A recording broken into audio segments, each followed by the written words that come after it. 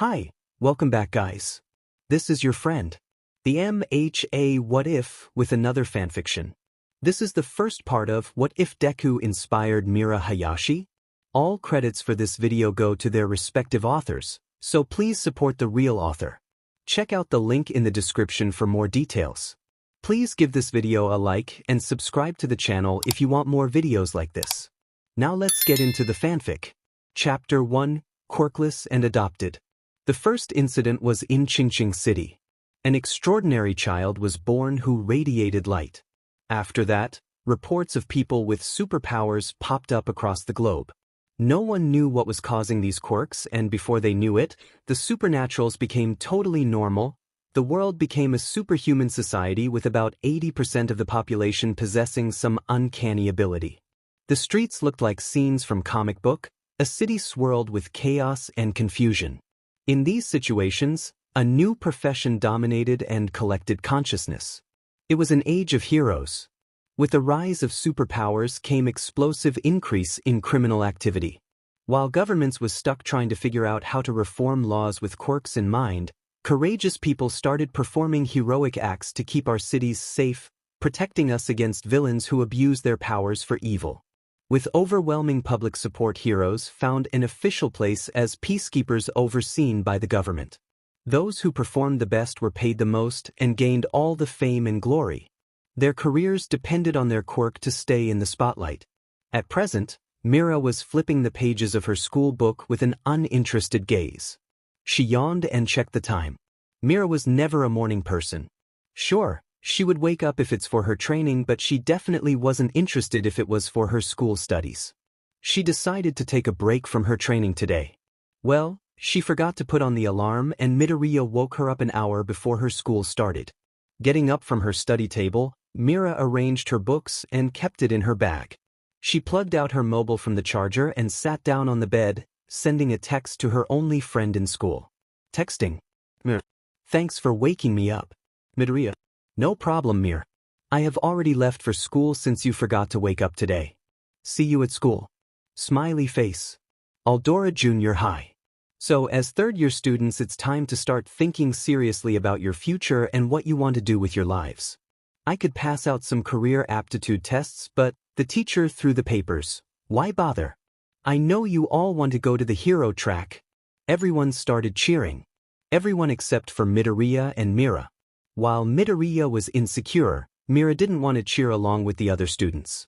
She found it ironic how these students were cheering about being heroes when they bully other people. Yes, you guys have very impressive quirks. But no power usage is allowed in school. Get over yourselves, the teacher said, trying to quiet down the class. Hey teach, don't lump me in with these bunch of losers. I'm the real deal, but these guys will be lucky to end up as sidekicks with some busted D-listers. Bakugou said, grinning. What a narcissist. Mira grumbled and looked out of the window while the rest of the class started shouting at him. You've got impressive test results. Maybe you'll get into UA High. The teacher said, checking his result. He's gonna try for a national school? It has got 0.2% acceptance rate. It's impossible to get into. Someone commented. That's exactly why it's the only place worthy of me. Bakugou said, jumping up on the desk. I aced all the mock tests. I'm the only one in this school who has the chance of getting in. I'll be popular than All Might himself and be the richest hero of all time. People all across the world will know who I am, and it all starts with UA High. Oh yeah, Mira and Midoriya wanted to go to UA too, right? The teacher said, checking their papers. Everyone looked at them for a moment and started laughing. There's no way Midoriya can get into UA without a quirk, right? Someone said. Actually, they got rid of that rule. I could be the first one. Midoriya said, standing up. And you really think you are the only one in this school to get in UA? Mira said, glaring at Bakugou. How will you get in, loser? By asking your quirkless boyfriend to help you cheat? An adopted freak like you won't even pass the written exam with your average score. Bakugou yelled and broke Midoriya's desk using his quirk. Listen up, Deku. You're even worse than these rejects, you demon quirkless wannabe. You really think they'll let someone like you in when they could have someone like me? Mira did help Midoriya at times, but she didn't most of the time. It wasn't that she felt scared, well, a little maybe, but because she felt he should stand up for himself. And clearly he didn't stand up for himself at all during all these times. Meanwhile, Midoriya explained that he was not trying to compete with Bakugou and only trying to follow the dream he had since childhood because he will not know if he can accomplish it if he didn't try. Bakugou said that the exam is impossible for him because he was defenseless and Midoriya will lose in the exam, as the whole class looks down on Midoriya, snickering. "Hey Midoriya, you wanna walk home together or you have stuffs to do?" Mira asked, picking up her bag. "No, I have some work, you should go," Midoriya said, smiling, taking out his diary. "You sure?" Mira asked, knowing that Bakugou was still around, and now that he has heard about Midoriya trying to get in Yue, he will be more aggressive with him. "Yeah, goodbye," he said, concentrating on his work. Mira walked home that day having no idea about what her friends were gonna face that day. She usually trained herself at afternoon up to 8 p.m. While walking back home with her half-drenched hair due to all the practice, Mira passed by an electronics shop and heard the news. Bakugou and Midoriya were attacked by a villain and All Might saved them. No doubt in it, she was worried and angry on Midoriya. Texting. Thinking. You can't just run up to a villain to save Bakugou when there are heroes to do their job. You might have all the brains, but where does it go when you actually need to use it? This is why I didn't want to leave you alone. You better have a proper explanation for this. Also, I hope you were doing okay. Midoriya. I wasn't thinking when I ran to him. My legs moved on their own and I didn't know what to do. All I wanted was to save Kaken. And thank you. I'm doing fine. Mira. How is he doing? Midoriya. Mira. Don't act smart with me. How is Bakugou doing? Midoriya. He was quiet after that incident. Mira. It's not like him. I guess he's shocked. Anyways, he'll be back sooner or later. Don't worry. I know he's your childhood friend and you are worried. Take some rest. A lot happened. Good night. Midoriya. Yeah, good night. After the incident, Midoriya's whole behavior changed in a strange way. But Mira dismissed the thought and waited for him to open up himself. It took him some time, but Midoriya never failed to talk about the problems he faced. She couldn't suggest solutions for everything, but she was there to listen to him, and it was enough for Midoriya. He just wanted a friend who would listen to him without looking at him in pity and believed in him. That was the difference between all the people that surrounded him. He considered Mira a good friend because she didn't treat her differently like everyone did. She talked to him in the same way she did to everyone, without pitying or bullying him. 2 days later, after getting minimum texts from Midoriya, she wished him a good morning and went out to train herself. She first started with some yoga and stretches because with the kind of quirk she had, flexibility was a huge advantage. She was going to start on her water quirk when she heard a voice, a familiar voice. Hey, it's pretty comfy up on this fridge. How are you doing down there? Mira heard a man talk. Of course she knew the voice, everyone can recognize it. It was All Might, the #1 hero. People move this every day, you know. And most of them don't even have super strength. Well yeah, there's an extra 600 pound with you sitting on top of it. Another voice said. Mira can recognize this voice too. She heard this voice every day, but recently she didn't get to hear it much. It was Midoriya. The fact that he was talking so casually with All Might was a huge shock to Mira. She knew how much of a fanboy Midoriya is, and if he got to meet his idol, he wouldn't stop rambling. She continued hearing the rest of the conversation. Nah, I've lost weight. I'm 560 pounds now. In this form at least. All Might said. Great, much better. Why are we dragging trash across the beach anyway? Midoriya said. Take a look at yourself. You're not ready for my power. All Might said as Mira heard shutter sounds. She wasn't able to keep herself quiet as soon as she heard that statement. In a state of confusion and shock, she stumbled back, hitting on a piece of garbage, leading to the whole pile falling down with it. Mira was ready to run away, but got busted immediately. All Might was standing right behind her with fierce eyes and his usual smile. How much did you hear? He asked with a calm voice. Some of it. I did hear your power. Mira said, feeling embarrassed for getting caught. I know that voice. She heard Midoriya say as he ran towards their spot. Mira? What are you doing here? Training. Mira said looking down. So this was your spot? Why didn't you ever tell me? Midoriya asked. I don't think you get to ask me questions after ignoring my presence for 2 days straight. I need an explanation, she said frowning. Midoriya looked at All Might nervously. She's a really good friend of mine, and I trust her very much. You can trust her too. Very well. Since young Midoriya trusts you, so do I, All Might said. All Might then explained everything to Mira, from top to bottom while she sat there and heard him attentively. In short, All Might's quirk can be passed down and he has selected Midoriya as his successor. His power goes in the name of One for All. Okay, I get it now. Mira said looking at All Might hesitantly, can I train for my strength too? I surely do yoga for flexibility but I lack in strength which is not good for combat at a close range. Haha. Sure young Mira.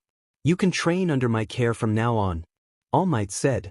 Sure, this was an unexpected but happy beginning to their training. But for the following 10 months, Mira and Midoriya was now under extreme level of training and diet. It was around 8:40 a.m. when Mira saw Midoriya finally arrive at UA high entrance exam location.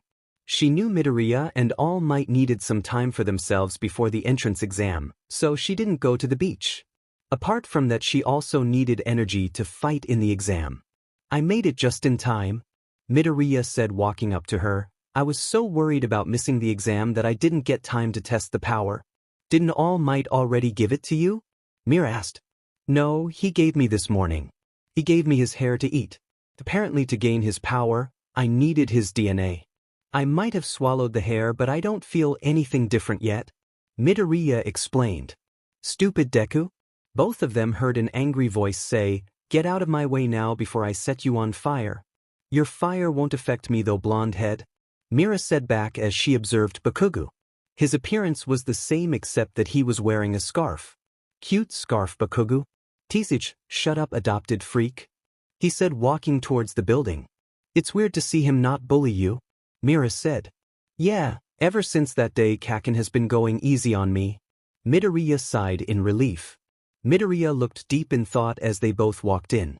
Except that he was about to slam his face on the ground when suddenly he got stopped and started floating in the air. Are you okay? A girl said. What happened? Mira asked, turning back. I stopped you from falling with my quirk. I'm sorry I didn't ask first. But I figured you wouldn't mind me catching you, the girl said smiling. Well, you're clumsy as ever. Don't fall down in the practical test, Mira said. Oh, you guys are friends? The girl asked. Yeah, we are school buddies. Both of us wanted to join UA, so here we are, Mira said, smiling. But isn't this all way nerve-wracking? Well, I guess I'll see you inside. Bye. The girl proceeded to leave. Mira looked at Midoriya and quite expectedly, he was blushing. Holy Wally, I just talked to girl, Midoriya exclaimed, blushing. Technically, you didn't. And you talked to me as well. What am I then? A tree? Mira asked, huffing. Inside UA entrance exam orientation, Present Mike explained how the entrance exam worked, which begins with a practical test and then afterwards a written test. Their goal in the practical test is to dispatch as many villains, which are actually robots, as they can to earn a high score. They sat according to their examinee numbers. Mira was after Midoriya. Although their numbers were one after the other, they were assigned different battle centers. Bakugou got A, Midoriya got B, and Mira got C. They're splitting us up so that we can't work with any of our friends, Bakugou said while Midoriya tried to get a peek at his card. Get your eyes off my card, Deku. Then, I was really looking forward to crushing you. You keep talking like that and you'll become a great hero, Mira said. You really think you can get into UA with your bare minimum training? Bakugou said, smirking. You'll be surprised, darling, Mira said, grinning. Good luck. She left the hall wishing Midoriya, leaving a confused Bakugou behind. He was caught off guard. Bakugou knew she used darling in a mocking tone, of course, but he didn't expect her to be this open and friendly.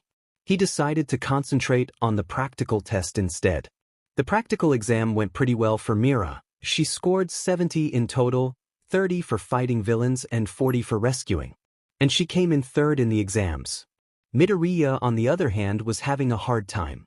He didn't text or call Mira that much when she asked if he did okay in the exams.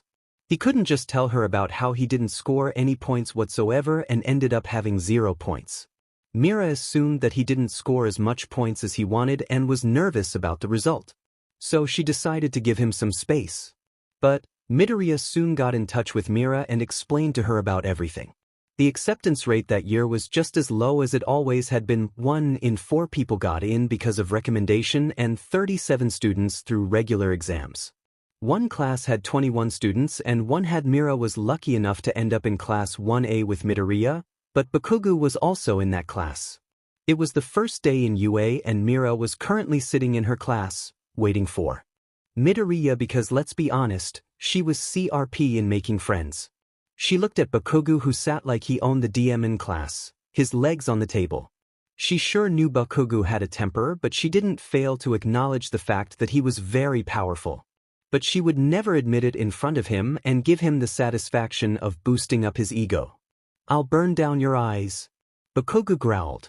Mira didn't realize that she was actually staring at him for too long. "You talked with Midoriya after we got our results, didn't you?" Mira asked him.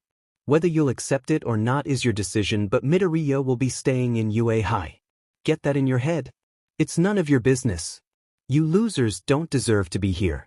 I should have been the first and only student of that school to get into UA High," Bakugou said. "Keep looking down on other students and you're gonna regret it," Mira said, sighing. "Oh, you guys are from the same school, right?" a girl with pink hair asked. "Yeah," Mira said, smiling, grabbing on the opportunity to finally make some new friends. "Take your feet off of that desk now. It's the first day and you're already disrespecting the UA Academy by scuffing school property, you cretin." A guy approached Bakugou. "You're kidding me, right? Your old school put a stick up your butt, or were you born with it?" Bakugou said, smirking. It's no use telling him that. He won't listen, and besides, you need to chill a bit. Mira said, smiling. "Let's start over. I'm Tenya Ida from Semi-Private Academy." Ida said. "Semi, huh? So you must think you're better than me. I'm gonna have fun tearing you apart." Bakugou continued arguing with him. "You're threatening? Your own classmate? Are you sure you're in the right place?" Ida looked taken aback. "Bakugou," Mira sighed, "stop it. Not everyone is accustomed to your harsh behavior. Don't mind him, Ida. There's a reason he doesn't have any friends till now. You are the one to talk, you freak," Bakugou yelled, turning towards Mira. "I'm sure I'll make friends when I'm here. Don't know about you though," Mira said, looking towards the door. She saw Midoriya talking to the girl she saw at the entrance exam. "I don't need friends," Bakugou said, grumbling. Mira smirked at him and said, "I'm available whenever you feel like you need one, okay? PSS off. Why would I want a weakling like you as a friend? What a joke." He laughed, turning to Ida to give him a piece of his mind. "Laugh it all out, but someday you will understand, and I'll be there for you," Mira muttered and looked at the entrance where a teacher finally arrived. She was very excited about the orientation, but it was short-lived. "Hello, I'm Shoyuta Aizawa. Your teacher," the man said in an unenthusiastic tone and pulled out a uniform. "Right, let's get to it. Put these on and head outside." The washroom was as hygienic as Mira expected in UA High. Of course, back in Aldra Junior High, the bathrooms were a bit unhygienic and dirty. As soon as the girls were in the washroom, they took some time aside to get to know each other's names at least. Mira looked around and everybody was already stripping out of their clothes, while talking among themselves. She blushed in embarrassment as she was not used to change in front of other people. She literally had only one friend, and that too, a boy. "Hey," Achiko said, "you should change quickly or we're gonna be late." Sure," Mira said, taking off her uniform. "Oh my god, are you shy?" Achiko giggled. "But we are all girls here, Mira."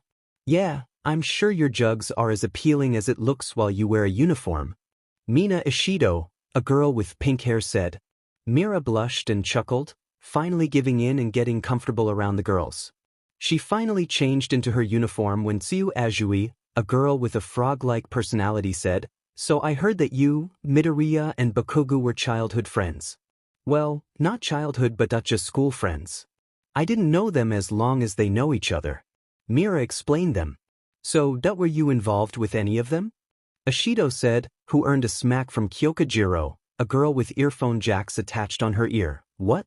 I'm sure you guys are curious too. Oh, Mira laughed. No, Midoriya is my best friend, that's all. Achiko looked a bit relieved after hearing those words, but Mira decided to turn a blind eye to that. And Bakugou? Achiko asked. We are not really friends, Mira said. But you guys were talking in the morning, I saw you guys. He was trash talking and I was talking back to him. That I mean he sure looked smug and kind of looked sad at you. Do you guys hate each other? To be honest, I don't hate him. I mean come on, we guys were in the same school. Besides, I feel like his quirk is the reason for his outbursts most of the time, and I find it funny. I mean his reaction is hilarious guys, you'll understand after some time. I am of course, ready to be friends with him, but his ego just pisses me off. Anyways, the point is that I have no real reason to hate him. But I can't say the same for him. He despises me I think, Mira said. Okay, that was confusing. Achiko said as everyone looked confused. And there's a lot of history between him and Midoriya, so I think he hates me partly because of that. Anyways, that's not my story to tell. Mira sighed. Alright, I think this is enough. We need to go now girls. The boys are waiting in the corridor for us. Momo Yaoyorozu, a tall mature-looking girl with long spiky black hair said. What? A quirk assessment test. Everyone said looked at Aizawa. But the orientation? We're going to miss it. Achiko whined. If you really want to make it to the big leagues, you can't waste time on pointless ceremonies. Here at UA we are unrestricted to school traditions. That means I get to run my class however I see fit. You've been taking standardized tests most of your lives, but you never got to use your quirks in physical exams before. The country is still trying to pretend we are all created equal. It's not rational and only the Ministry of Education will learn. Aizawa turned to Bakugou and continued. Bakugou, you managed to get the most points in the entrance exam. What was the farthest distance throw of the softball when you were in junior high? 67 meters I think. He answered. Try doing it with your quirk. Aizawa said as Bakugou got into position inside a circle. Anything goes, just stay in the circle. Go on, you're wasting your time. Alright then, you asked for it? Bakugou said. When will he ever learn to respect people? He's our teacher for God's sake. Mira thought. Bakugou used a huge amount of force and blasted off the ball to a high level. Midoriya looked nervous as Mira gave him a reassuring smile, which was of no use to be honest. Let's be real, but if people think that a simple smile could suddenly make the anxiety go away like, poof, then Mira would have ended up with a confidence higher than Bakugou's, considering the amount of times Midoriya gave her a smile whenever she was about to give an exam. Of course, she knew that but she always offered a smile anyway, in the hope of reassuring the fact that no matter what the result is, nothing will make any difference towards their friendship. All of you need to know your maximum capabilities. Aizawa said showing Bakugou's score to the students. It's the most rational way of figuring out your potential as a pro hero. Whoa, 705.2 meters? Are you kidding me? Kaminari said. I want to go. That looks like fun. Mina said in excitement. Everyone had different reactions towards the test. Mira smirked and muttered, show off, as Bakugou walked back to his place. So this looks fun, huh? Aizawa interrupted the students. You have 3 years to become a hero. You think it's all going to be games and playtime? Idiots. Today you will compete in 8 physical tests to show your potential. Whoever comes in last will be expelled immediately. Everyone looked shocked while Mira looked confused. She thought, we can't be the only class taking part in these tests. This is bullshit. They can't just expel us just after we got admission in this school. Although, the UA High teachers do have a lot of power in their hands, well, whatever it is, I have to give my best. Achiko, as always, spoke up. You can't send one of us home. I mean we just got here, even if it wasn't the first day. That isn't fair. Oh, and you think natural disasters are? The power-hungry villains? Catastrophic accidents that wipe up whole cities? The world is full of unfairness. It's a hero's job to overcome that unfairness. If you want to be a pro, you have to push yourself to the brink. For the upcoming 3 years you will face one hardship over another. So go beyond, plus ultra style. Show me it's no mistake that you're here. Soon the test began and Mira used her quirk on one test after the other. Although she didn't use her full potential, she didn't want to wash up the whole ground and make it wet. So she used it tactically where her water powers is not making a hindrance to the others participating in the test. She kept it under control as much as she could. But she did observe the people with other quirks and how they are better in some tests and lack in some. And as expected, Bakugou was good in all of them, and even though Mira too could try and be good in it, she did lack in concentration. That was the difference between the other students and Mira when it came to Bakugou. They all had the opinion of how Bakugou was born this way, but she knew better. Yes, Bakugou had amazing skills, but the amount of hard work it required to concentrate and be dedicated enough to perfectly balance the amount of quirk exerted according to the person was too much. A person can be born with a cool quirk, but if it is not trained and met up to its potential, it is of no use. And Bakugou had it handled, along with his studies. In a way, Mira would hate to admit it, but she was jealous of him and how he was able to handle everything. Of course, he had a reason to be smug about it. They soon came to the final test of throwing the ball with their quirk. Everyone did well. Achiko did exceptionally well, considering her quirk was zero gravity and she had the ball float and her points came to be infinity. Mira used her water quirk, and this time she didn't hold back. She used her quirk and came with points 701 meters. That she's better than expected, Bakugou muttered, but of course Mira heard it while coming back to her place. Wow, thank you Bakugou, can you speak louder? Mira chuckled, a weird feeling of content filling up her chest. You just got lucky. Yeah sure Bakugou, Lux is how we got into UA. Just admit that I'm impressive. Shut up before I blast you off. Bakugou growled, his hands sparking up. Well, that lasted longer than expected. Mira giggled, while Kyoka commented, no sheets beside her. The next person was Midoriya. Mira was half worried and half excited to see his quirk after she heard all that happened in the entrance exam. He threw the ball at first, but his quirk made no appearance. Aizawa, also known as the Eraserhead, erased his quirk and gave him a trash talk of how he didn't belong to UA if he used his quirk as recklessly as he did in the entrance exam. But then, on the second attempt, Midoriya had everyone's jaw drop down. He scored 705.3 meters. Mira looked at Bakugou to see his reaction and as expected, he was shocked and not happy about it. And it took him 5 seconds to charge towards Midoriya yelling, Deku, tell me how you did it or you're dead. But got stopped by Aizawa with his scarf. Alright, time to give you your results. Aizawa said as everyone lined up, I have ranked you all from best to worst. You probably have a good idea if you're standing already. I'll just put up the whole list, it's not worth to go over each individual score. As expected, considering how Midoriya used his quirk in just one test, he scored last. But as he was beginning to accept his defeat, Aizawa spoke up, I was lying, no one's going home. He gave a sneaky smile and continued, that was just a rational deception to make sure you gave it your all in the test. Everyone gasped in shock and Momo said, I'm surprised the rest of you didn't figure that out. Mira gave her a high five, even though Momo was reluctant about it, and said, well, that makes the two of us, even though I was confused for a second. I'm sorry I probably should have said something. Momo said, apologizing. While everyone started talking among themselves about the test and their quirks, Mira looked at Bakugou standing at the middle of the ground, shaking in anger as his eyes held hatred when he looked over at Midoriya. She walked up to him and said, you'll be wise enough to concentrate on your own things Bakugou. Shut up, I don't need your consolation you adopted wannabe. Bakugou said, but with the same amount of hatred that he had in his eyes. It never bothered Mira before when Bakugou called her adopted before, but today it did. She couldn't pinpoint on what was it, whether it was his tone or how he actually looked like he hated her too, but it hurt her. I wasn't trying to console you. She muttered, her eyebrows furrowing in confusion, cheeks reddening in embarrassment. Or was I? Mira and Midoriya walked back home with Ida and Achiko that day. Although, she was mostly involved in conversation with Kyoka considering how much she was interested in music. Mira wasn't the person who liked to brag, but she was in fact proud of her family, especially her elder brother, Haruto.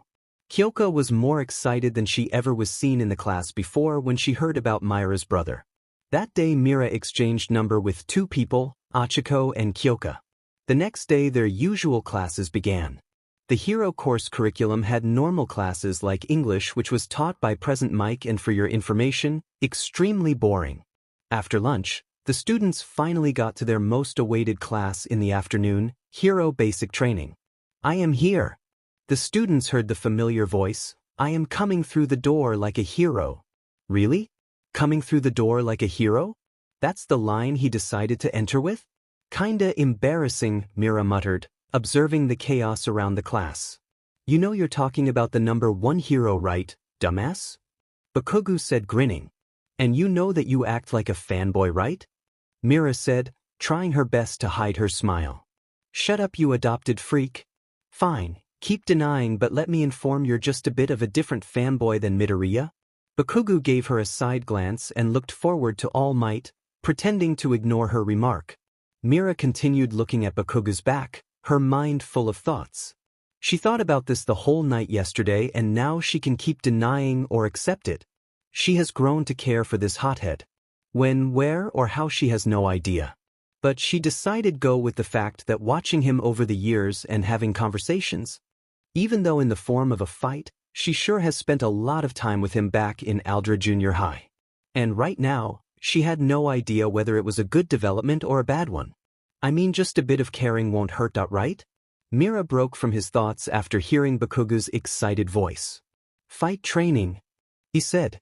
So, combat training on the first day? Mira said, finally listening to All Might. What, you scared? Bakugou asked her, still putting on his scary, excited face. Do you see me shivering? Mira asked back, sarcastically. Shut it, you are no match for me, weakling. Bakugou said with a scowl on his face. Mira immediately became quiet, as it was obvious how Bakugou is in fact stronger than her. And even though she wanted to be confident about her quirk and how much she improved, she knew it wasn't as strong as Bakugou's. He had full control of it while Mira didn't. The left walls of the classroom opened up with small boxes attached to them and numbers on them. As All Might explained, these were designed for you based on your quirk registration form and the requests you sent in before school started. Get yourselves suited up and then meet me at the training ground. Yes, sir. Everyone yelled in excitement. Everyone arrived at the training ground, and All Might started giving his pep talk of how everyone looked cool. Some of them looked like they were wearing casual clothes instead of costume, while others looked like pro heroes. Mira heard running footsteps as she looked back and saw Midoriya arriving. He literally radiated the fact that he was a fanboy of All Might, well, apart from the fact that he looked like a cute bunny. While Midoriya was busy blushing while talking to Achiko, no doubt in it for her tight costume, which frankly speaking made Mira feel a bit self-conscious, her eyes wandered around and fixated on Bakugou. Bakugou. He looked out way more muscular with his costume on than he looked with his uniform. A blush formed on Mira's face as she kept her eyes on him. While she did agree with All Might regarding the fact that everyone looked cool, she couldn't help but feel some of them looked hot, including Bakugou. Mira blushed even harder when she realized she just thought Bakugou looked hot. Feeling a pair of eyes on him, Bakugou looked back at exactly the direction where she was standing, and Mira's heart did a flip. An awkward moment of eye contact between the two was all it took to finally bring her back into what All Might was saying. And Bakugou wasn't dumb. He was good in studies, and even though he looked dumb due to his attitude, he was quick to catch on the fact that Mira was observing him a lot since morning. He didn't know what to do with this information. Admiration? No, anything but that. For all the times that they spent around in school fighting and bickering, he was sure admiration was the last thing that would be coming from Mira. She was always an observant person, so he went with the idea that since all the training was going on, she was observing his quirk just like Midoriya and concentrating on what could be done to defeat him. His usual evil grin came back to his face as he continued listening to All Might. Hey, your costume looks cool, Mira heard Midoriya say. Okay, bunny. Mira smirked. Don't know whether to call you fanboy or bunny. Quit teasing, Mira. Midoriya sighed. Well, with the wide steps you're moving on, you'll hump Achiko after a week, bunny boy. Try to keep it in your breathes. Mira laughed, teasing him a bit more while Midoriya grew red on the face. What the shut up, Mira. She might hear you and misunderstand. Oh please, you were blushing so hard after just seeing her in costume. Mira then smiled in assurance. Don't worry, you're doing great. After All Might explained the situation to them and everyone was on their way to a building, Mira took a glance at Bakugou one last time as she accepted a fact that she has been denying all along.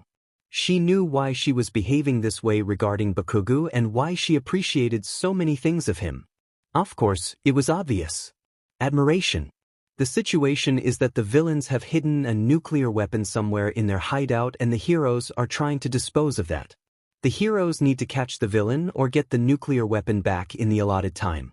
The villains need to protect the nuclear weapon for the whole time or catch the heroes. Teams and opponents were determined using lots and Mira got into Team I with Ojiro and Toru. Midoriya got into Team A with Achiko and Mira couldn't help but tease him a bit about their partnership. Oh Midoriya, I have to remind you that you can't just abandon your work and go on a date with Achiko, okay? Mira grinned. I knew it, I was waiting for your comment, Mira. That's exactly what was missing from all this. Oh yeah, and on a serious note, I know she has an amazing body but you shouldn't get distracted. Oh shut up, you are with Ojiro and he's half naked. I think you are the one who should worry about distractions, Mira. Oh my god Midoriya, how rude.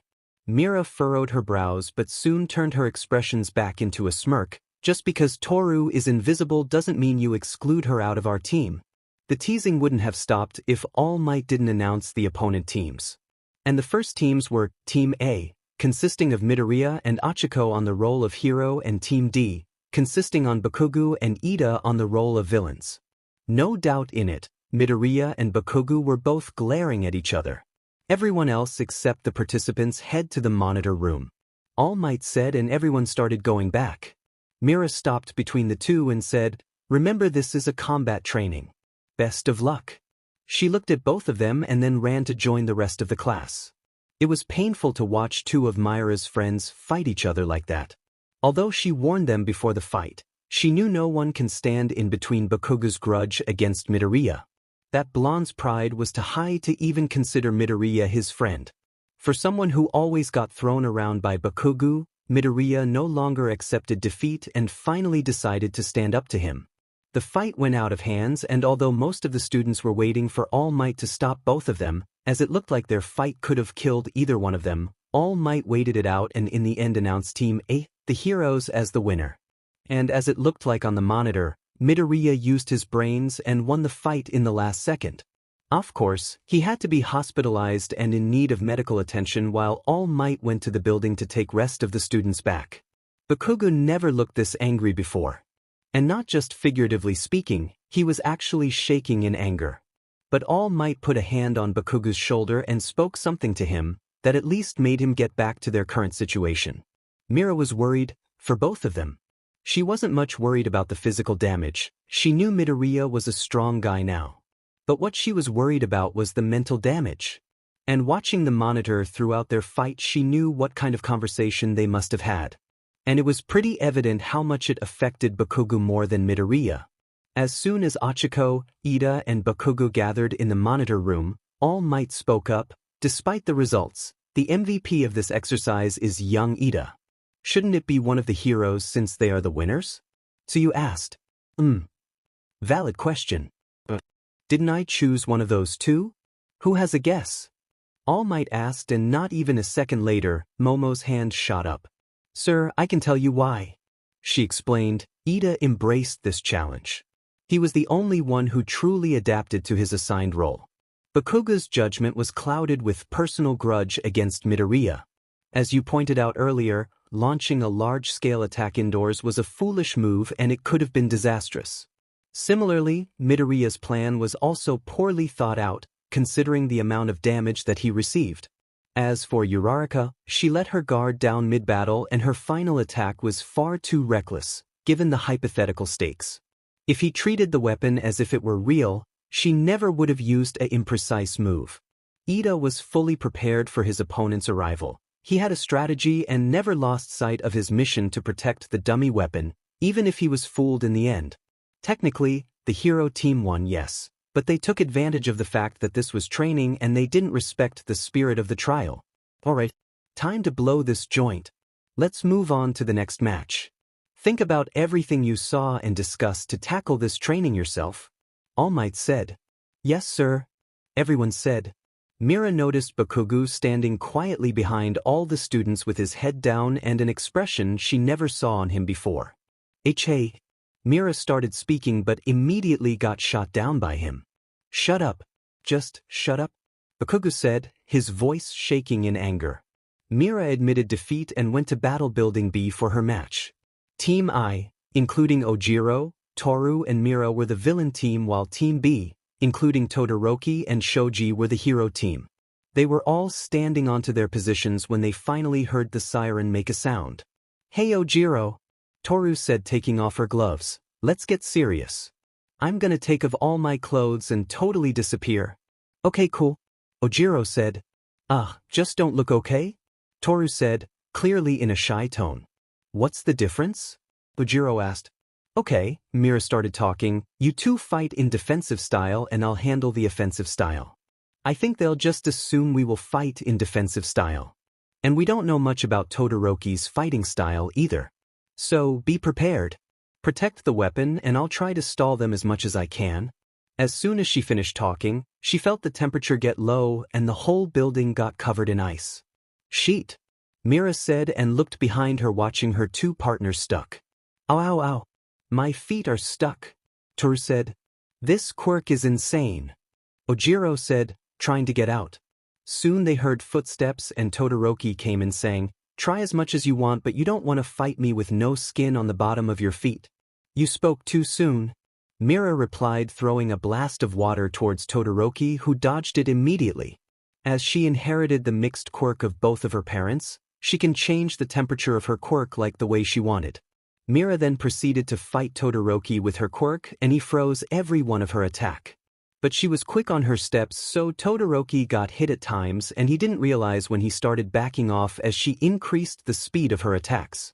He didn't even get the time to hit her back while trying to dodge her attacks. Come on, Mira said blasting off hot boiling water to his feet, trying to slip him off, you're not even trying. But it became harder to stall him when Shoji joined the fight.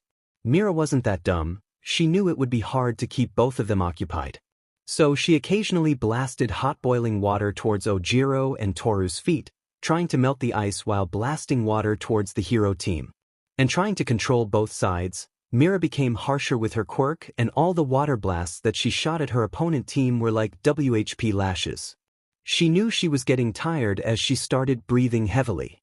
Seeing her tired demeanor, Todoroki dodged her attacks and slid towards the weapon using his ice quirk. And, trying to stop him, Mira got distracted and blasted a huge gush of water towards Todoroki. Then they heard the siren along with All Might announcing, the hero team wins. Mira was too late and realized in the short amount of time that she got distracted. Shoji took the opportunity and touched the weapon. Ojiro and Toru stood dumbfounded by the situation while Mira slowly started getting angry on herself and her team. Did you guys even try to get out? Just because I was stalling them doesn't mean I had it under control. I'm pretty sure I melted a bit of ice around your feet. The least you could have done is to try and get out when Shoji was running towards the weapon. Mira huffed and sat down on the ground, trying to catch her breath. There was a steam and Mira observed Todoroki melting all the ice. He said, it's not your fault. We're just playing on different levels. Different level my butt. All you did was dodge my attacks so don't even talk about levels here Todoroki, Mira said, her voice laced in anger as she exited the room and went to the monitor room with others. When Mira came in and everyone appreciated her about how she stalled and fought against two of them alone, she didn't respond back. She just looked at Bakugou who was looking down at the ground, just like he did before she left for her combat training. So this is how it feels to lose it at the last moment, huh? Mira muttered to herself and then chuckled bitterly looking at Bakugou, this makes the two of us then. The combat training finally came to an end, and by the end of it Mira was sure how hard she needs to work on her quirk. Of course, UA High has kept up to its expectation and all these students were exceptionally good.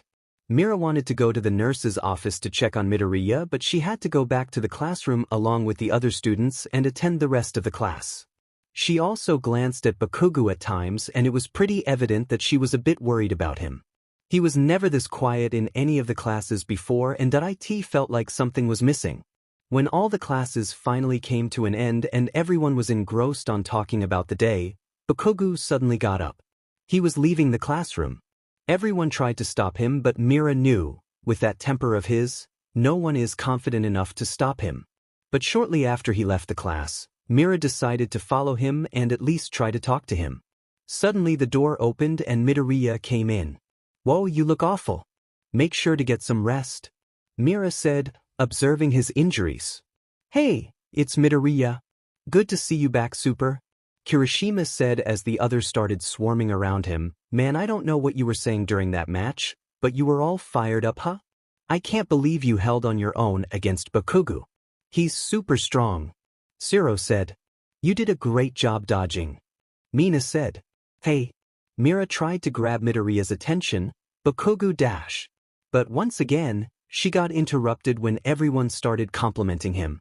But after a while, he finally noticed the empty chair and asked, "Where's Kaken?" "Finally," Mira said, rolling her eyes, "now that I have your attention, let me inform you." Everyone tried to stop him from leaving, but he wouldn't listen. "You just missed him. Come on," he said, grabbing Mira's hand as she took her bag along with her. They started running to catch up to Bakugou. "When you said everyone, did you mean you too tried to stop him?" he asked.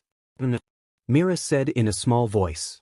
"But I mean Midoriya said, but got interrupted by Mira. "Look, Midoriya. I don't know what you think, but even you have a space to exist in Bakugou's life, but she sighed. I have no importance in his life. I am what he calls an extra. Just someone unimportant." They reached the exit of the building. Midoriya glanced at her and said after a short while, "Did I know that you will never admit this, but I think you don't realize that you actually care for him. I know. You consider him as much of a friend as I do. I know. And somewhere, I am sure, he also considers you a part of his life. I mean, don't take it in any other way, but you do hold a place in his daily life." Midoriya said, "Okay, come on, he's almost in the exit. We gotta catch up to him." But Mira stopped him before he could grab her and run to Bakugou again. "I think that it's best if you guys talk alone. I will try to talk to him when you guys are done."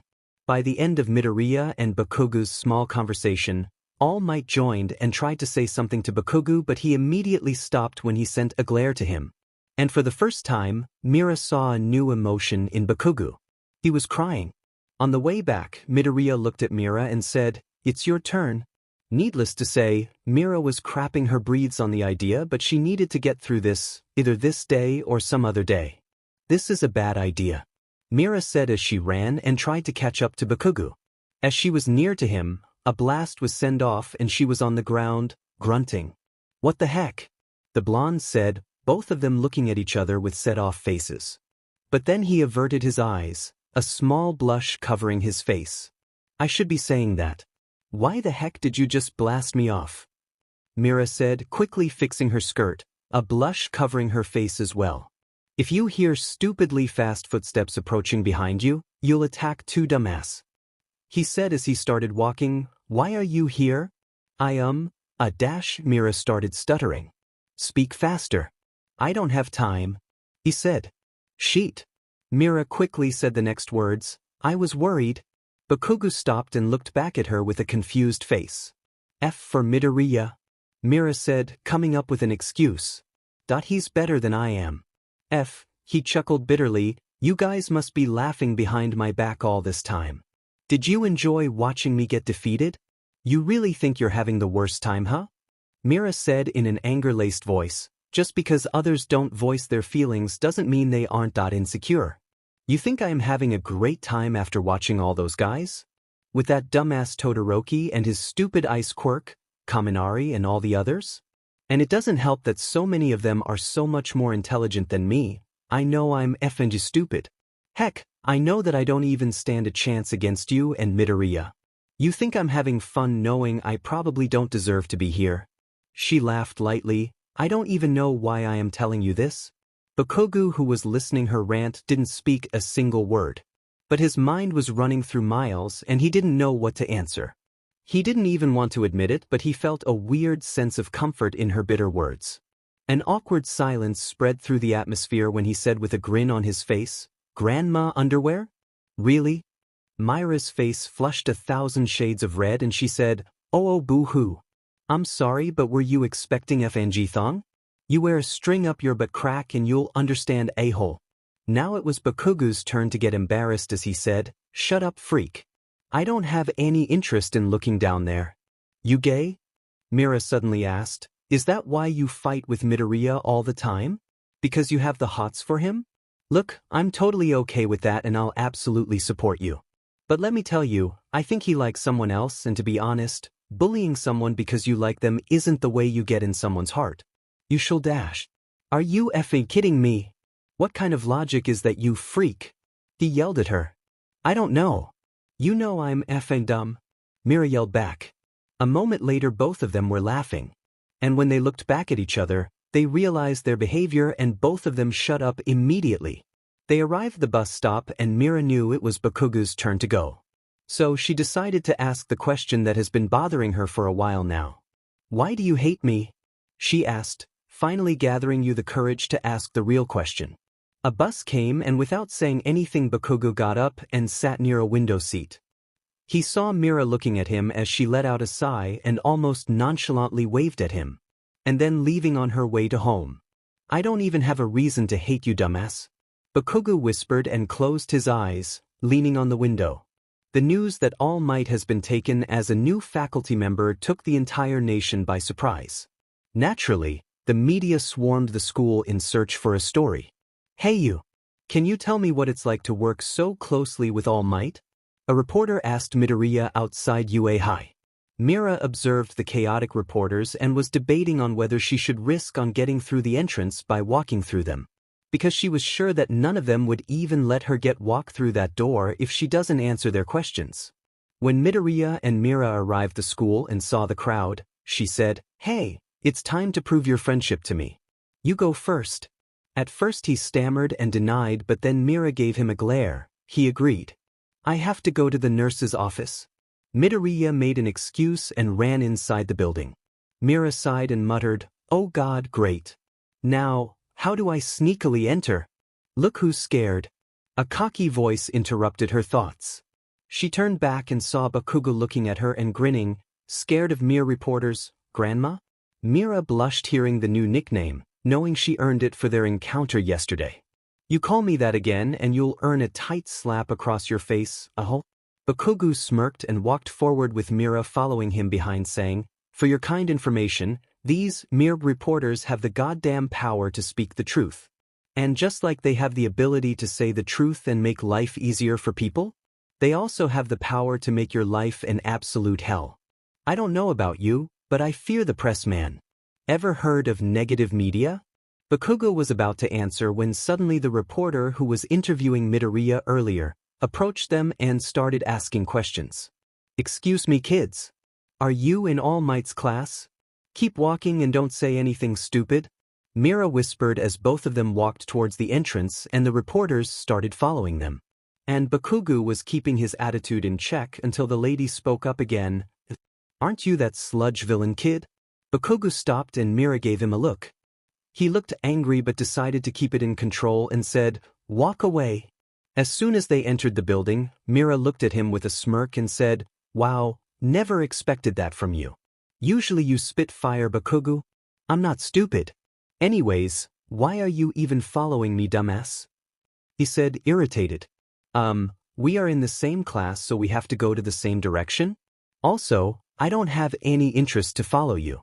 And you are walking beside me, so if it's hard for you to understand, let me inform you, we are actually walking together. If you're annoyed, feel free to walk faster or slower. Whatever suits you, dude," Mira said with a sarcastic smile on her face as they arrived their classroom. As soon as they opened the door of the classroom, everyone stared at them, which both of them decided to ignore. Of course, it was an unusual pair for the class. Bakugou along one of his rival? Well, nobody clearly knows their past, so that definitely puts them in a situation. Mira sat down behind Bakugou and Midoriya finally broke the silence and spoke, I know you are good at conversations, but you take one walk with Bakugou yesterday and now you guys are friends? We just happened to walk in together. Nothing else. Mira said, looking at the back of Bakugou's head. I talked for the most part. He barely answered my questions. What questions? Midoriya asked. She started feeling embarrassed and decided to change the topic. How did you manage to escape so fast? You can change the topic, but don't expect me to go along with it, Mira. He said. Fine. Mira huffed. I'll tell you later when we walk back home. We rarely go home together now, Mira. We practice and then don't even have the energy to talk anymore. We also have got new set of friends, I agree, but don't think that it will create a distance between us. So you have to tell me sooner or later. I know, Mira turned to him, giving him a smirk. We have that understanding, baby. Oh dear God, not again. Midoriya sighed and leaned back on his seat as Mira started giving him finger guns. Suddenly the door opened, silencing the whole class, and Aizawa walked in. Decent work on yesterday's combat training, you guys. I saw the video feeds and went over each of your team's results. Aizawa said, starting the class and tearing everyone down one by one. Bakugou, you're talented. So don't sulk about your loss like a child. Yeah, whatever. He said, trying to look disinterested. Midoriya, I see that the only way you won the match was by messing up your arm again. Work harder, and don't give me the excuse that you don't have control over your quirk, that one's already getting older. You can't keep breaking your body while training over here, but your quirk will be very useful if you get a handle on it. Right? Midoriya said, looking enthusiastic. Mira, you have potential, but you're not using it right. And while trying to take control on both sides was impressive, getting distracted that easily was not. You need to work on both your strategy and quirk.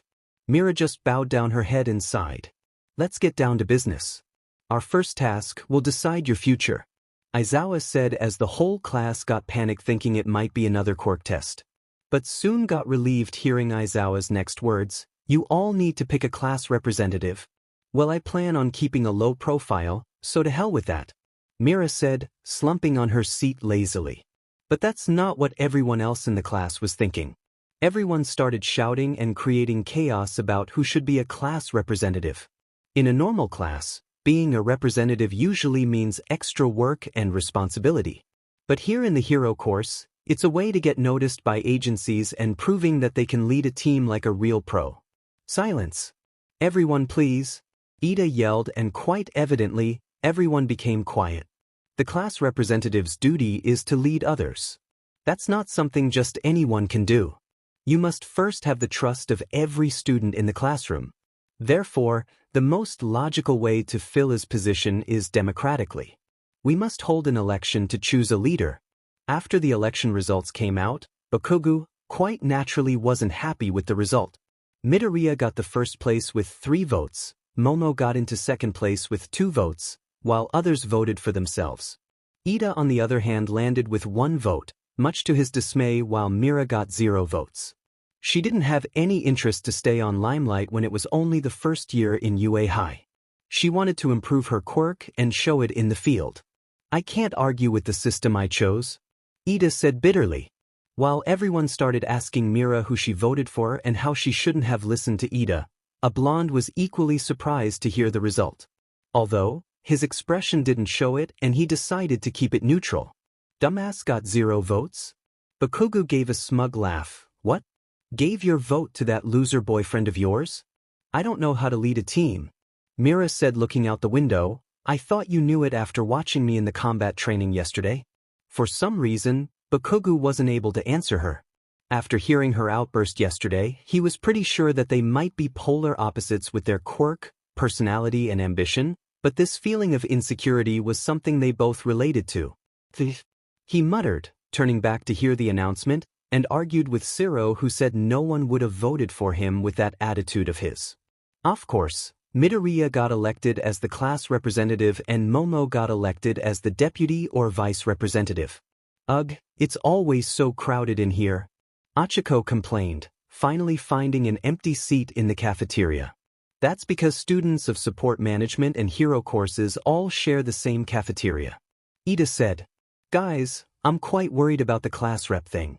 I don't think I'm qualified, Midoriya said, looking down at his food. Mira ate quietly as she heard them providing encouraging words. Sure you are, Achiko said. You'll be great, Ida said. Your courage and quick thinking under stress will make you a worthy leader. Not to mention the strength you demonstrate. Those were the reasons I voted for you at least. You voted for me? Midoriya asked. Was the other vote from you, Mira? Are you kidding me? Mira chuckled. The points Ida made are the exact reasons why I didn't vote for you. You make rash decisions under stress, and that can be foolish and harmful for the whole class. Besides, have you noticed how much you were shaking in front of the class? I certainly won't be happy if our class representative stutters so much in case we need to present ourselves in front of outsiders or public. Midoriya started getting more nervous hearing her words, but Mira continued saying, that's why I voted for Ida. For his sense of responsibility and confidence. You know me for a long time, Midoriya, and I've been honest with you. And I know you for a long time too, so I can tell that if given some time, you will surely start being good at your job. You think so? Midoriya asked, his voice laced with nervousness. Like I said, Midoriya, honest opinion. Mira said, munching on her food again. They were back on their conversation when Ida talked about his family and ambition, when suddenly the emergency bell started ringing. Warning! Level 3 security breach. All students please evacuate the building in an orderly fashion. A warning along with the emergency bell started getting announced. And it took no time for the students to create chaos and stampede towards the exit. Midoriya, Ida, Achiko and Mira all got separated and stuck in the crowd. While Ida was trying hard to figure out what was wrong, Mira was stuck near the window. She was barely able to move a muscle, but she was not rushing to get out from there. Maybe if you idiots, she said, pushing a guy beside her to create some space, listened to the warning and got out in orderly fashion, you could have gotten out way faster than this. Hands off, you pervert, said, stomping on Guy's foot who was standing behind her. Ida called out to Mira asking, who trespassed the campus grounds? Can you see anything? It's the press, Ida, she yelled back. While Mira was struggling to move back to somewhere empty, suddenly she saw Ida fly through the air and slam on the wall above the exit gate. Listen up. Everything is okay. It's just the media outside. There's absolutely nothing to worry about. Everything's fine. We are UA students. We need to remain calm and prove that we are the best of the best, Ida said, making an announcement. No sooner he said this, the crowd got silenced and everyone started feeling calm about the situation. It's time, class rep, let's begin, Momo said to Midoriya, standing in front of the class. So we need to figure out who the other class officers will be, Midoriya said, shaking nervously, but first, there's something that I want to say. I've thought a lot about this and I think that Tenya Ida should be the class rep. He was able to capture everyone's attention and get everyone in line. So I believe that he should be the one leading our class from now on. Everyone agreed with his words. Mira and Midoriya exchanged a smile. After their school was over, Mira and Midoriya were waiting together for Achiko and Ida to arrive so that they could go home together. You're still going to tell me what you and Bakugou talked about? Midoriya said, patting her shoulders. Keep dreaming, Mira said, patting him back. But then she sighed and explained, Midoriya, I know we are best friends, but there are some things that I can't talk about to you. It's embarrassing and I can't believe I'm saying this, but I feel shy. So please respect the space I need. I know I'll tell you if it's something important. And I hope you don't feel that this is making us drift apart. Like you said in the morning, we are best friends even if we don't talk every day. We have that understanding and I'm growing up, you know. So, some things are going to change. Like your bust, Mineta said behind Midoriya, listening to their conversation. Yeah, keep talking like that and I swear you will pee blood tomorrow, Mira said, giving of a creepy smile. Anyways, I know you bottle a lot of things up, but you can say anything about this. You can be angry and disappointed and dash. Midoriya interrupted Mira from rambling and chuckled, Whoa Mira, calm down. I'm glad you said that and I totally respect your decisions, so don't worry about it. Even I have some things that I don't talk about. Like Achiko, Mira smiled and said. She spotted Ida and Achiko approaching from a distance and waved at them. Midoriya looked at her in surprise with a blush covering his face. And Bakugou? Mira said, turning to him as they smiled at each other. Both of them had their own secrets regarding that blonde. Today's training will be a bit different. You'll have 3 instructors, me, All Might, and another faculty member will be keeping tabs on you, Aizawa announced as the students took the information in. What kind of training requires 3 instructors? Mira muttered with a confused face. Sir, Shiro said, putting his hand up, what kind of training is this? Rescue. Aizawa explained, you'll be dealing with natural disasters, shipwrecks and stuffs like that. The class started chattering in excitement when Aizawa silenced them and continued, guys, I'm not finished yet. What you're wearing in this exercise is up to you. I know you're excited about costumes, but keep in mind that you haven't got used to them and they might limit your abilities. This special training is in an off-campus facility, so we'll be taking a bus to get there. That's all, start getting ready. He exited the class after the little announcement. Mira saw Bakugou get up and leave as she smiled, looking at him, without realizing. Everyone gathered outside the school, waiting for the bus to arrive.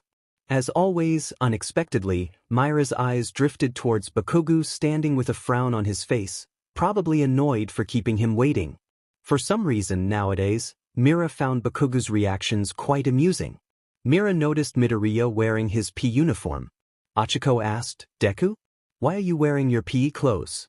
Where's your costume at? Isn't it obvious?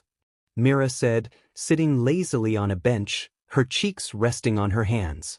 Midoriya glared at her and then replied politely to Achiko, you saw it after the combat training. It was kinda trashed. I'm still waiting on the support company to fix it up. As they continued chatting, Mira observed Mineta walking and lightly limping towards Achiko, his eyes filled with lust. Hey! Mira called to him, why are you limping? Oh, yesterday while I was trying to support myself to get through the crowd and to the exit, and the girl stomped on me, he said, stuttering slightly.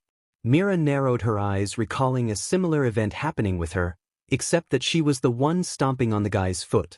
Oh my god, you are the one who squeezed my butt in the crowd, Mira said, her anger rising with every passing minute. In a dangerously low voice, she said, trust me, Mineta, if you weren't in our class and a goddamn friend, I would have bloody drowned you. Sure, Mira got angry now and then, but facing her actual wrath was something no one dared to deal with. It wasn't much of a difference to Midoriya since he knew this rage from a very long time. Although he tried to stop her from getting angry in the beginning, he was wise enough to know when to step down. It wasn't a pleasant sight. But Bakugou was thinking different. Something about her anger intrigued him. Maybe it was because it was rare to see Mira actually getting angry over something. Maybe it was how the whole area suddenly became quiet and felt the tense atmosphere. Maybe it was because Bakugou saw her eyes cold for the first time ever. There was only a possibility of him feeling all these, but he knew one thing for sure. Even if it was for just a second, he knew how his heart skipped a beat. Oh no, not in a romantic way. He felt something called fear.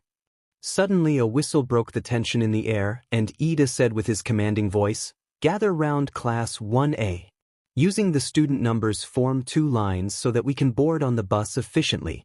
Of course, no one sat according to their student numbers. In order to cool down, Mira decided to sit a bit far away from all the chattering students. She stood beside Todoroki's seat. Although he was a bit surprised to see her sit beside him after the ruckus, he didn't comment on it. Do you mind if I sit by the window? Mira asked in a polite manner. There are plenty of other seats, Todoroki said back. Mira stood on the same spot with a glare on her face. Todoroki understood that this stubborn girl wasn't going to move. He sighed and moved from the window seat. Mira quietly sat near the window seat with Todoroki awkwardly looking at the students and the other side. Mira finally felt the guilt surfacing in her as she realized she might have been rude to Todoroki for no reason. Surely he defeated her, but that wasn't a fair reason to be rude to him. And she knew how impressive he was as he alone managed to wear her down. She cleared her throat, gaining Todoroki's attention. You were really impressive in the exam. I know, he said in his monotonous voice. Yeah, you looked really cool, Mira said, letting out an amused chuckle. Get it? Cool? She heard Bakugou in the front seat. What? You got a problem? Him in a stern voice. Kyoka, as if sensing the approaching bickering, stood up from Bakugou's seat and said, "Hey, we gotta talk. Come at the back seat," she said, going at back seat. "I don't but," Bakugou said, turning halfway and looked at Mira. "You surely have a problem." Even if they didn't say anything, they knew what Bakugou meant by that. It was unusual to see Mira get angry all of a sudden. Mira ignored him and went to the back seat. "What was that?" Kyoka asked. "I have never seen you that angry." "I know Mineta doesn't mean it all the time, but," Mira's expression changed into a bitter and dark one, "I despise people like him. I have no issue with the rest of you, but he is disgusting. That I'll be here if you need to talk. Other than the fact that you were scary, I didn't want to get in between. I know you need your space and I respect that. If you need to vent, I'm here for you," Kyoka said, feeling a bit embarrassed. "Thank you. I never said this, but I feel Midoriya and I are not that of best friends who know each other's deep secrets. Somehow we are never comfortable in sharing secrets. It's like he's always looking for someone else, Bakugou to be specific. I don't want to be that friend who is a replacement for another friendship. They share a special bond." Mira decided to lighten the mood and said, bumping Kyoka's shoulder, "But of course we are better. Yeah. And that's exactly why I need to know why there's a sudden change in your attitude towards Bakugou," Kyoka asked. Mira's head shot to her right as she looked at Kyoka sitting with a smirk on her face. She started stuttering almost as if she got caught doing something scandalous. What do you mean? Going by your expression, I'm sure you know what I'm talking about. It's not like I haven't noticed you looking at Bakugou much more than you usually did. Not to forget the fact that you guys walked in class together. What's going on?" Kyoka dug deep and Mira knew she wasn't getting out of this. She sighed and said, "I don't know.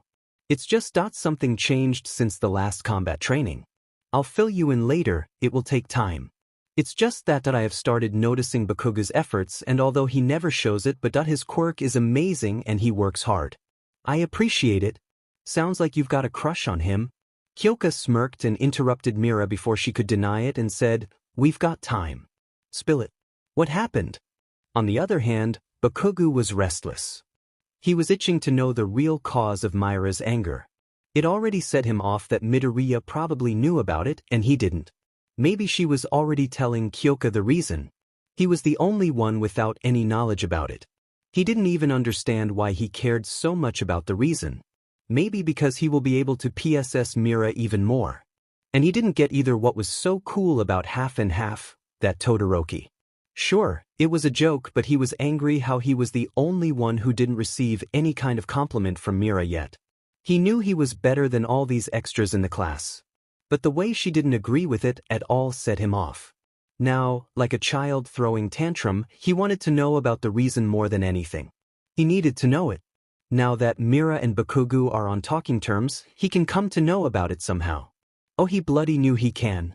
"Hello everyone, I've been waiting for you," Space Hero 13 said, who was waiting for the students outside the USJ said. "I can't wait to show you what's inside." While all the students were excited to meet the famous hero, their excitement rose to another level when they were presented with an unexpected sight. It looked like the USJ was some film set made for making movies. "Holy Siri! It looks like some kind of amusement park," Kirishima said. "A shipwreck, a landslide, a fire, a windstorm, etc. I prepared this training facility to prepare you to deal with different types of disasters," Hero 13 explained. Aizawa stepped in and talked to Hero 13.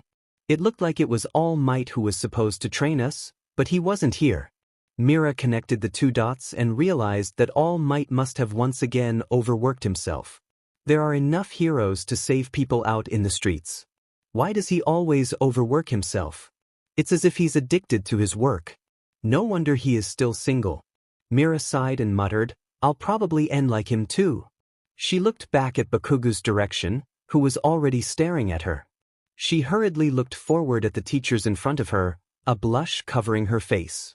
What the dashed her ears started getting red as she started muttering to herself. Why is he looking here?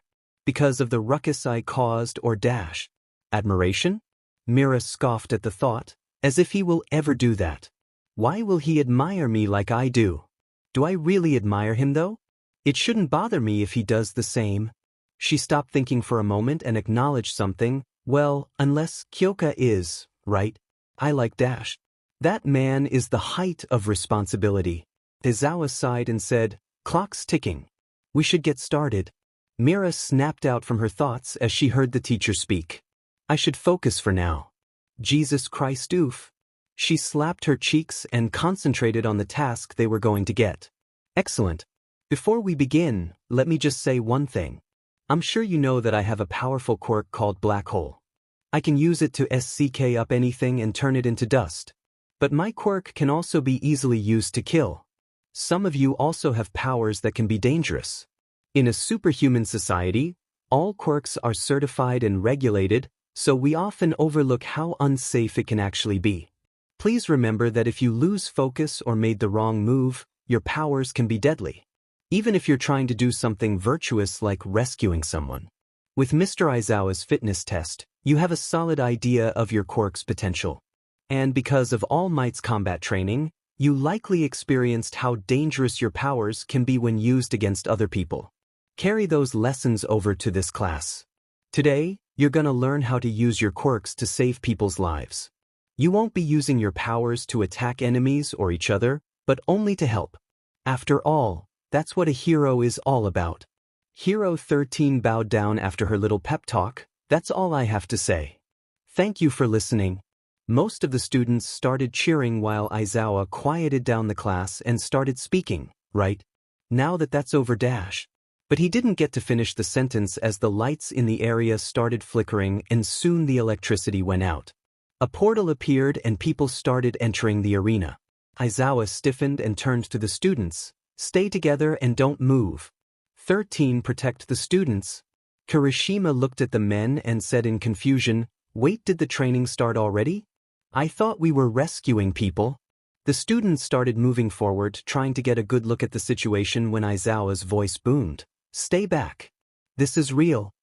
He said, putting on his glasses. Those are villains. What? Real villains? No way. How could so many of them get into UA facility this secure? Kirishima said. Yeah, 13. Why aren't the alarms going off? Momo asked. Good question. I'm not sure. 13 said. Is the entire campus under attack? Or this is their only target? Either way, if the alarm sensors aren't being triggered, then one of these villains must have a quirk that's masking their presence here. Carefully chose this isolated training facility as an entry point at a time when class was being taught. They're fools for trespassing here, but they thought this out. Whatever their plan, they must have a concrete objective in mind. Todoroki said. 13, get them out of here. Aizawa said, moving towards the villains. And alert the main campus. Actually, if they've got the ability to block our sensors, then they might be jamming our regular communications too. Kaminari, try using your quirk to contact the school. What are you gonna do? You can't fight them on your own. There's too many of them. Even if you can nullify their quirks, your fighting style is not suited for this. Your power is good with stealth and one-on-one fights. It's not gonna help with a group. Midoriya asked nervously. Aizawa answered him, what made everyone feel a bit hopeful of their situation. You can't be a pro if you have one trick. I'll leave it to you, 13. With that being said, Aizawa jumped to attack them. The students started running towards the exit gate, but suddenly a portal opened up and the mist villain blocked their way. There is no escape. It's a pleasure to meet you. We are the League of Villains. I know it's impolite, but we decided to invite ourselves in this heaven of justice and say hello. The villain, who appeared to be made out of mist with metal plates around his neck, said, and besides, isn't this a fitting place for All Might, the symbol of peace, to take his last breath? I believe he was supposed to be here today, and yet, I see no sign of him. There must have been some sort of change in plans we couldn't have foreseen. Ah well, in the end I suppose it doesn't matter. I still have a role to play. As soon as he ended saying this, Kirishima and Bakugou jumped forward to attack. Of course it was of no use. As the mist cleared, they saw the villain take back its form. You live up to our school's reputation, but you should be more careful, children. Or else someone might get hurt. The villain said. Mira's heart dropped watching her two friends stand so close in front of the villain. She knew the villain was going to attack anytime soon, and it seemed easier to target the students who were right in front of him. 13 was thinking along the same lines as she shouted, "You two, get out of the way right now." The villain released some mist that covered around them like a dome, and in the next moment Mira wasn't near the exit anymore. She was in the mountain zone along with Momo, Kyoka, and Kaminari. They stood by their back along each other, ready to fight the villains surrounding them. "Guess we have to save our butt before saving people. Give me a goddamn break, you," Mira said, whipping water at a villain approaching her. "You guys do realize something, right?" Mira said, attacking a villain near her. "Sorry, Mira, but we don't really dash." Kyoka smacked a guy with a medal made with the help of creation quirk of Momo and continued saying, "Have the time to realize when these villains keep coming at us?" That villain near the exit said that All Might was supposed to be here. "That means they know our schedule, probably when the chaos broke out in UA and the teachers were busy handling the reporters while we were stuck in the cafeteria. This was a well-thought-out plan. And if they expected All Might to be here, then that means they are here to kill All Might," Mira said, "but something doesn't fit right in here." "Stop yapping, little girl," a villain said, advancing towards her, his hands covered with sharp thorns. Mira dodged his attack just in time, although she got a bit of scratch on her cheek as it started bleeding. The villains started attacking faster. While the three girls were attacking them, Kaminari kept dodging the attacks and screaming at the meantime. "If they put me together with Kaminari, that means that the villains have no information on the quirks of the students. Anyways, I do have an attack that can drown them, but I don't really have control over it. But I can slow them down or make them unconscious. But the problem is I have limited power to use my water quirk with no water around this mountain zone. Also, you guys have to take shelter for that. I don't really have much control over it once I release it. With the villains surrounding us, you can't really get out of here," Mira said. "Hey, we gotta take down the water girl first. Seems like she's got the offensive style," one of them shouted as they moved collectively towards Mira. "Not again. Water blades," Mira said, using her quirk in a style where her water moves at an extreme high speed, enough to cut and bleed. She wasn't sure if this was the right move as the villains were more cautious now. "Wow, that was cool but a bit harsh," Kyoka said, smacking a villain away. "Oh, I'm sorry, but am I supposed to beat them gently, ma'am? Please do explain," Mira sneered. "We don't have time for your sarcasm," Kyoka shouted, frowning. "These are just low-level thugs. If you didn't notice, there are only 3 or 4 dangerous villains. That's what's bugging me. These thugs are just pawns. What is their actual plan?" Mira said. "We don't have time for that, see?" Kyoka said as Kaminari came running towards them, yelling about how his life flashed before his eyes. Kyoka shouted at him, her head messed up from all the information, saying, "Could you maybe take it down a few notches? Right now we need to focus on getting away from these enemies. Then pull out a weapon for me too," Kaminari said nervously. "You're the one with electrical power, just zap them so we can run," Kyoka argued back. "Were you not paying attention during combat training? Some partner you were. I can cover my body with electricity, but if I tried to shoot it out, it will go everywhere. I'll take you guys down along with them, or did you want shock treatment today?" Kaminari explained, "I can't even call for help because there's still interference jamming the signals. I'm counting on you 3. Hey, water is a good conductor electricity, you know. How about we work together on wiping out these villains? You can just use only a little bit of your electricity." "Didn't you hear Dash?" He got interrupted as one villain attacked him and Kyoka kicked him towards the villain. But instead of getting everyone electrocuted, he actually had the quirk on control. "Whoa, hey, this is working. You're lucky that worked out so well," Momo said, catching a villain with a net.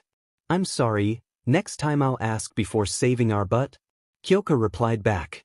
"How cool is that just a few moments ago you said no one had time for my sarcasm, Kyoka? Anyways, Momo, try to make something that we can take cover with." Kyoka defend her for the time being. "Kaminari, if you can handle electricity, then you can be on the ground, but I'll get under cover as soon as I let the water out. We have to work on this with unity," Mira said nervously, but a smirk on her face. "Let's do a trial on being a pro hero." "It took me a bit longer to create an object this big," Momo said, creating a sheet of insulation 100 meters thick. Hold on to me. Mira quickly blasted some water below her and jumped up to a higher level on the mountain with Kyoka and Momo clinging onto her. While the girls took cover, Mira crawled up to a safe distance and created a flood. Huge amount of water started gushing out of her hands, although the water slowly started falling down the mountains. She knew it was taking time when the villains started moving towards them and away from the water. She decided to use more of her quirk when she started using both of her arms and body as well. The waterfall was enough to stall down the villains as it damaged some of their suits, and some of them were having a hard time moving forward towards them in it. As soon as the villains got busy, Mira signaled, "Now Kaminari." "Heh," Kaminari smirked, "Badass. Now I don't have to worry about hurting my friends anymore." He electrocuted the whole area as the villains dropped on the ground. They were soaked in water, and by the amount of electricity Kaminari used, they should be down for quite some time. But unfortunately, he used his power over the limit, and as expected, he was acting like an idiot for a while. He started babbling nonsense. "Now that this is done, I'll go towards the exit for helping others. That mist villain is still there. Take care of Kaminari at the moment," Mira said and slid off towards the exit fast using her water quirk. As she came out of the mountain zone, she noticed Aizawa fighting the villains in the central zone. Where is the goddamn water zone? And noticing further towards the west, she noticed the water body in the flood zone and 3 familiar faces peeking. How do I exactly go there without anyone noticing me? Aizawa looked tired, his elbow was destroyed, and before she realized, a monster with his brain visible outside started beating him. It was incredibly hard to watch a hero Mira admired, even as just a person, getting thrashed violently by some monster like that. His hands were twisted and bones were being broken like twigs by the monster. Mira wasn't scared of blood, but at the moment, watching her favorite teacher bleed like that in front of her, when she couldn't do anything about it, was scary. She wasn't ready to waste her time just yet. As soon as she saw the villains distracted, she slid towards the water body, not caring about whether she gets discovered like this or not. But Mira was a bit late. The weird villain with hand-like things covering his body moved towards Tsuyu so fast, she didn't even notice him there. Mira didn't know what quirk the villain had, but it had to be dangerous as he looked like the leader of whatever happened here. His hand moved towards Tsuyu's face but stopped just when it was about to touch her face. "You really are so cool." The villain chuckled, looking back at Aizawa, who was using his quirk to erase the villain's quirk. But the monster beat his head down on the ground again, and it looked like Aizawa wasn't going to get up anytime soon. The next moment, out of his instincts, Midoriya landed a punch using his quirk towards the villain. But the monster came in between, and it had no impact on it. Not even a single scratch.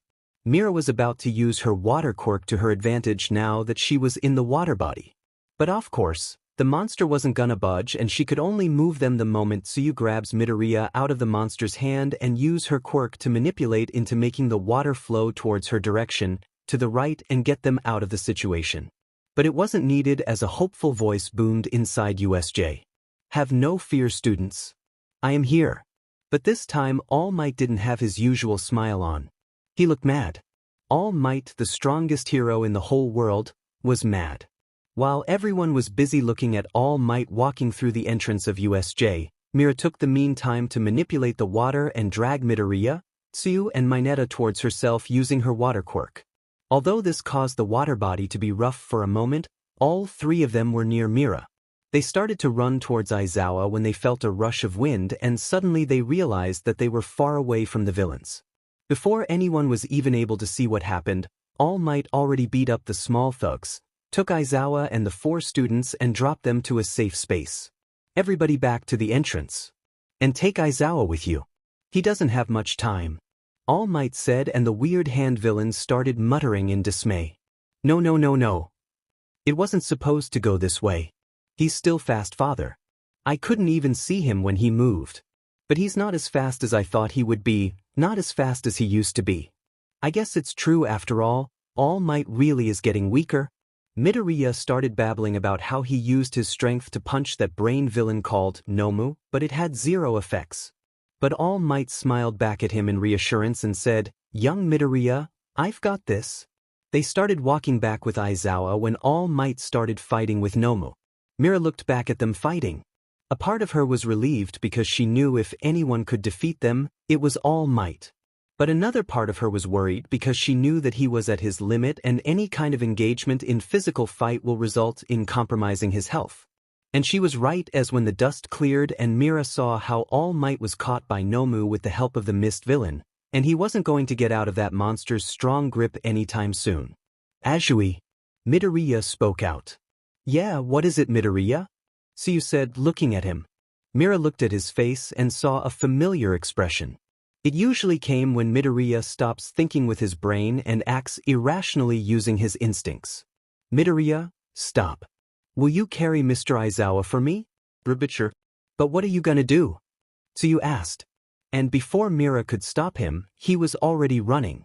Oh, for F's sake, she said, and then used her water to move fast and stop him. She did succeed in holding his arm and pushing him away, but what she didn't notice is that the mist villain was right in front of her with an open portal. She was using her quirk to move fast, and now it was definite that she was going to get in the portal if someone didn't stop her. Mira looked at Midoriya, her arms trying to reach him in desperation. And almost like someone heard her thoughts, a hand pushed her back as she fell down on the ground, and another hand grabbed the neck armor of the mist villain. Get the hell out of my way, and a blast went off as she recognized the rough voice. She noticed the ice that made its way towards the villain that froze Nomu on its spot. Mira looked behind her and saw Todoroki, who said, "One of your poorly trained thugs said that you're here because you think that you can defeat All Might." All Might jumped out of Nomu's grip in the meantime as Todoroki continued, "The symbol of peace will not be defeated by delinquents like you." Kirishima jumped to attack the hand villain, but he got away. Finally, Mira looked at Bakugou, who knelt in front of her holding the mist villain by his neck on the ground. His other hand was still behind him like the way it was when he pushed her down. Her brain was slowly processing all of the things that happened in just a minute while her heart was beating fast. She snapped out of the daze and looked at him. Of course, Bakugou aimed on taking down the dangerous villain, but by the way he, without thinking about anything else, attacked the villain and also put out one of his arm blocking Mira from any kind of harm. It felt like he was protecting her. Like he cared. The hand villain spoke to the mist villain.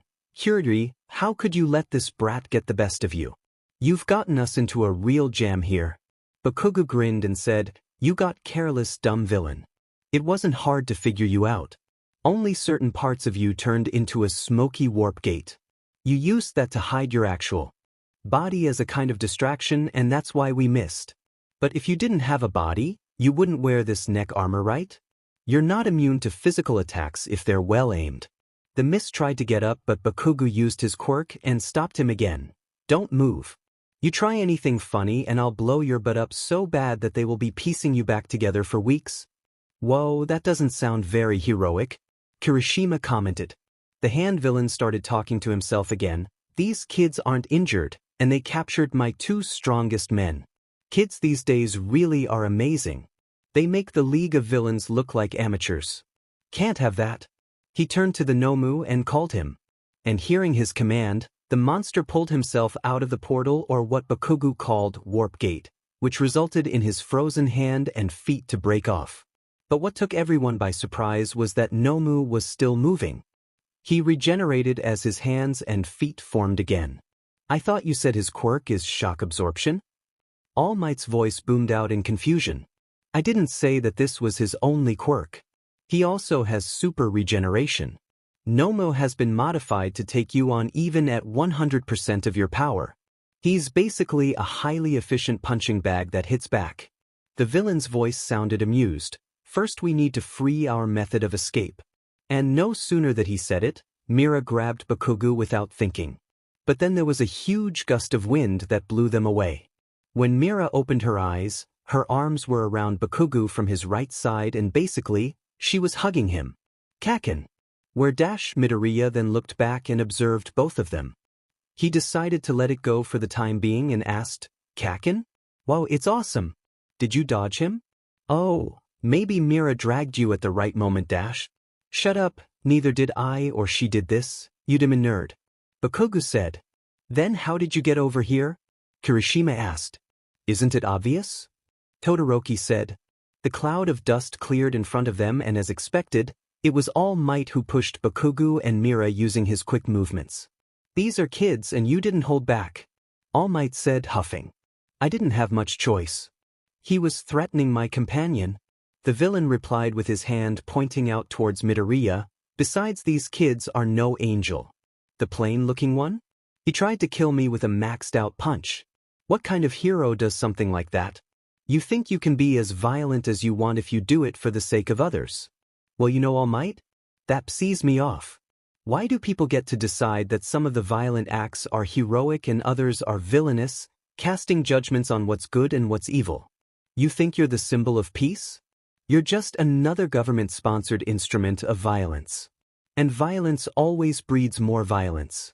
Make sure the world understands that once you're dead, you're nothing but a lunatic. Criminals like you always try to make your actions sound noble. But admit it, you're only just doing it because you like it? All Might said. Oh, the villain said with a creepy grin on his face again. He got me figured out. Nomu, Kurogiri, kill him. I'll handle the kids. Kirishima, Midoriya and Todoroki walked forward ready to fight again. Bakugou looked at Mira. And for the first time, he saw her carefully and observed her expression. She was looking over at All Might with her brows furrowed and her mouth lightly open. Hey, snap out of it. He said, do you want to let go of me now or are you still shitting your breathes? Mira suddenly realized how she was clinging on to him the whole time and jerked off of him in an instant. Fine. They got up and got into a stance, ready to fight the villains again when All Might stopped them. It's gonna be alright, he said in reassurance. Just sit back and watch a pro at work. Outside you. The fight inside could have really gotten bad if the pro heroes didn't arrive at right time. All Might defeated Nomu and sent him flying outside the dome. No one knows his whereabouts for now. All Might was also at his limit after this and needed backup. Midoriya tried to help but broke his legs off on his attempt to reach quickly and punch Kurogiri. The low-level thugs were all arrested and currently, all the students were standing lined up in front of a detective counting the total number of students and whether all of them were here. 17, 18, 19 and all right, everyone is here except for that kid whose legs were all messed up. The detective said, let's go ahead and get these students to the main campus. They've been through a lot, we don't need to question them right away. Detective, so you called, what about Mr. Aizawa? The bones in his arms are splintered and he has got facial fracturing. Fortunately, there seems no serious brain damage but his orbital floor has been completely destroyed. We have no way of knowing if his eyesight will be like before once he's healed up. The detective informed. Bakugou was standing and staring at USJ, thinking about Midoriya's speed. He would have been hyper by now if Kirishima didn't stop his train of thoughts. Come on man, we are going back to class now. Kirishima said him and walked away. Yeah, I heard him, idiot. Bakugou said, turning back to join the others when he noticed Mira standing alone and apart from everyone. Bakugou observed her expression which frankly looked blank, but no, that was not it. Was she scared out of her wits? Nope. No, she looked sad. This dumbass. Bakugou muttered and walked to her. Are you gonna get your butt to class or do you want to FNG stay here? He asked. Mr. Aizawa. Mira said in a whisper, Hida, did you watch how that brain monster beat him? She turned to face him. They are pros, Mira. They deal with this kind of shit every single day. Bakugou said, although you are not. Clearly you don't use your head when it comes to Midoriya.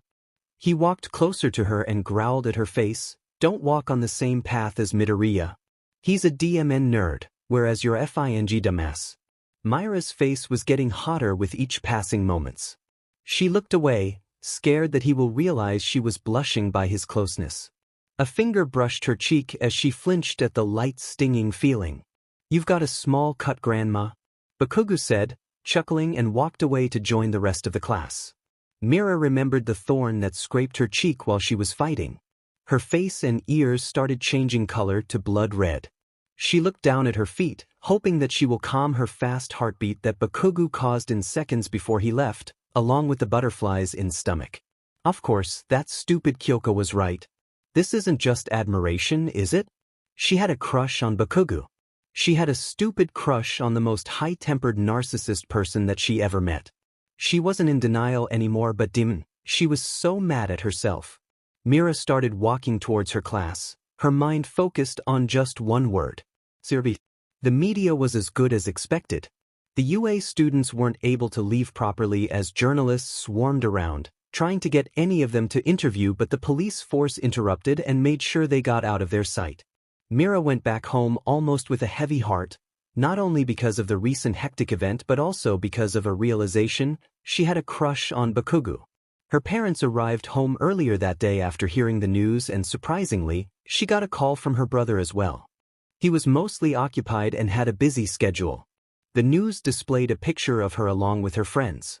"Oh my God, we didn't expect you to be on the news so fast. I'm already getting calls from relatives and colleagues," her mother exclaimed as they watched the television during dinner time. Mira gave them a half-hearted smile and went to bed quickly that day. She knew what the cost of liking Bakugou is going to be like.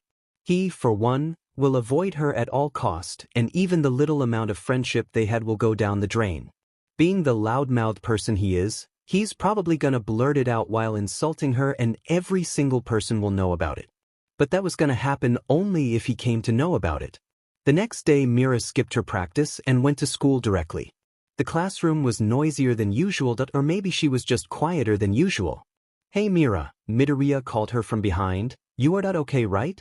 She sighed and turned around. "Oh yeah, I'm great. I'm just kind of moody today. Honestly, I was surprised that the media didn't immediately talk about you, knowing your family background," he said. "Very few people know about me studying in here, and those who wanted to release it as a hot topic were taken care of by the PR team," she said, as she was closely observed by Kyoka. Mira looked at her while she wiggled her eyebrows suggestively. "You guys?" Toru exclaimed. "Did you watch the news last night?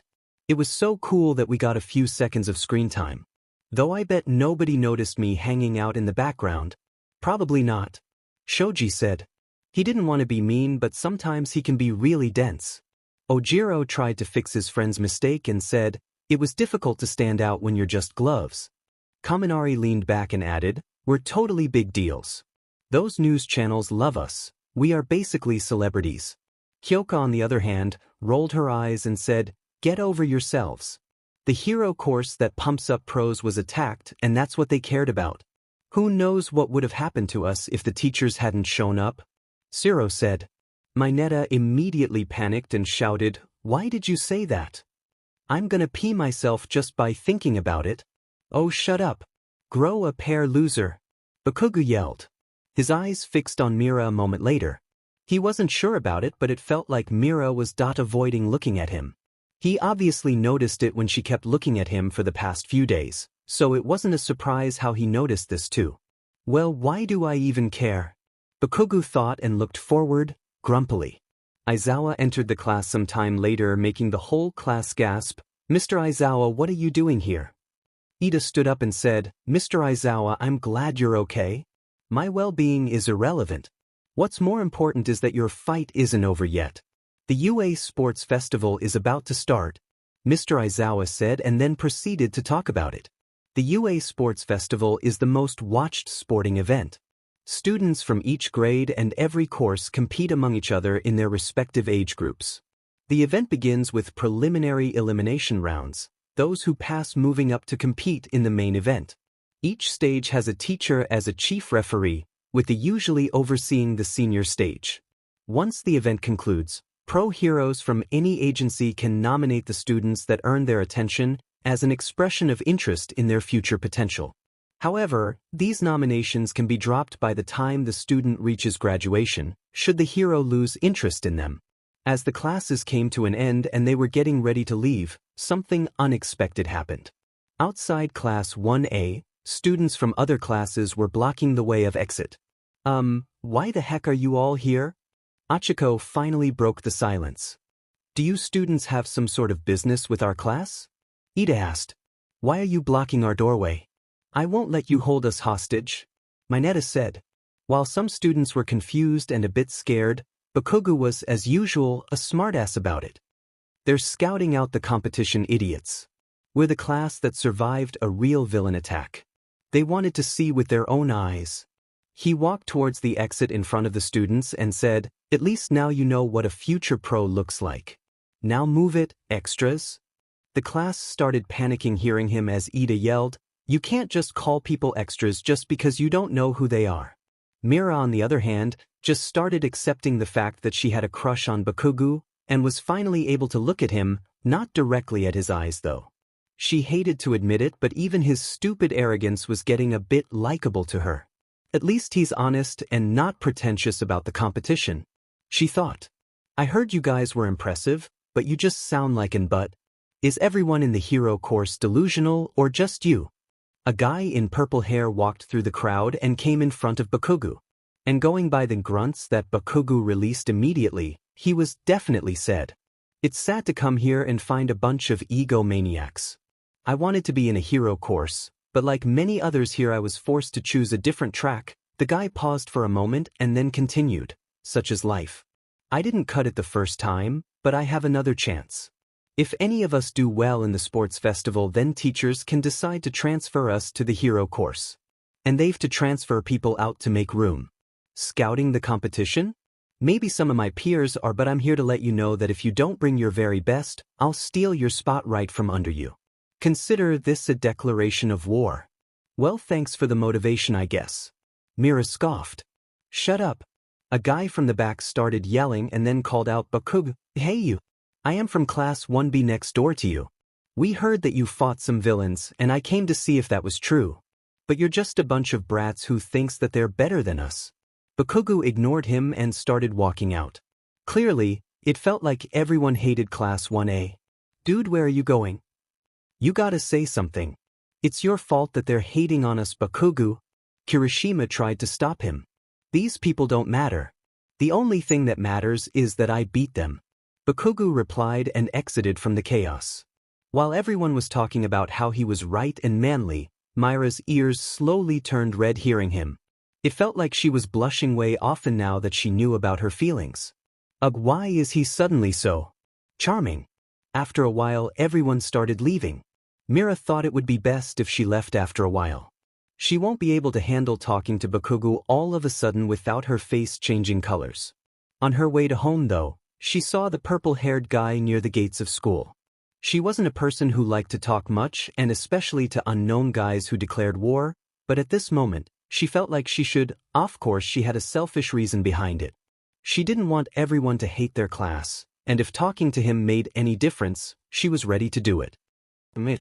He turned back, facing her, and replied, "Yes? My name is Mira Hayashi, from class 1A? She cautiously started talking. Alarmed, he furrowed his eyebrows and asked, "What do you need?" "And nothing, just. Please don't judge every one of us because of one person who was being arrogant." To be fair, at least he wasn't being fake. "Feels like you are though."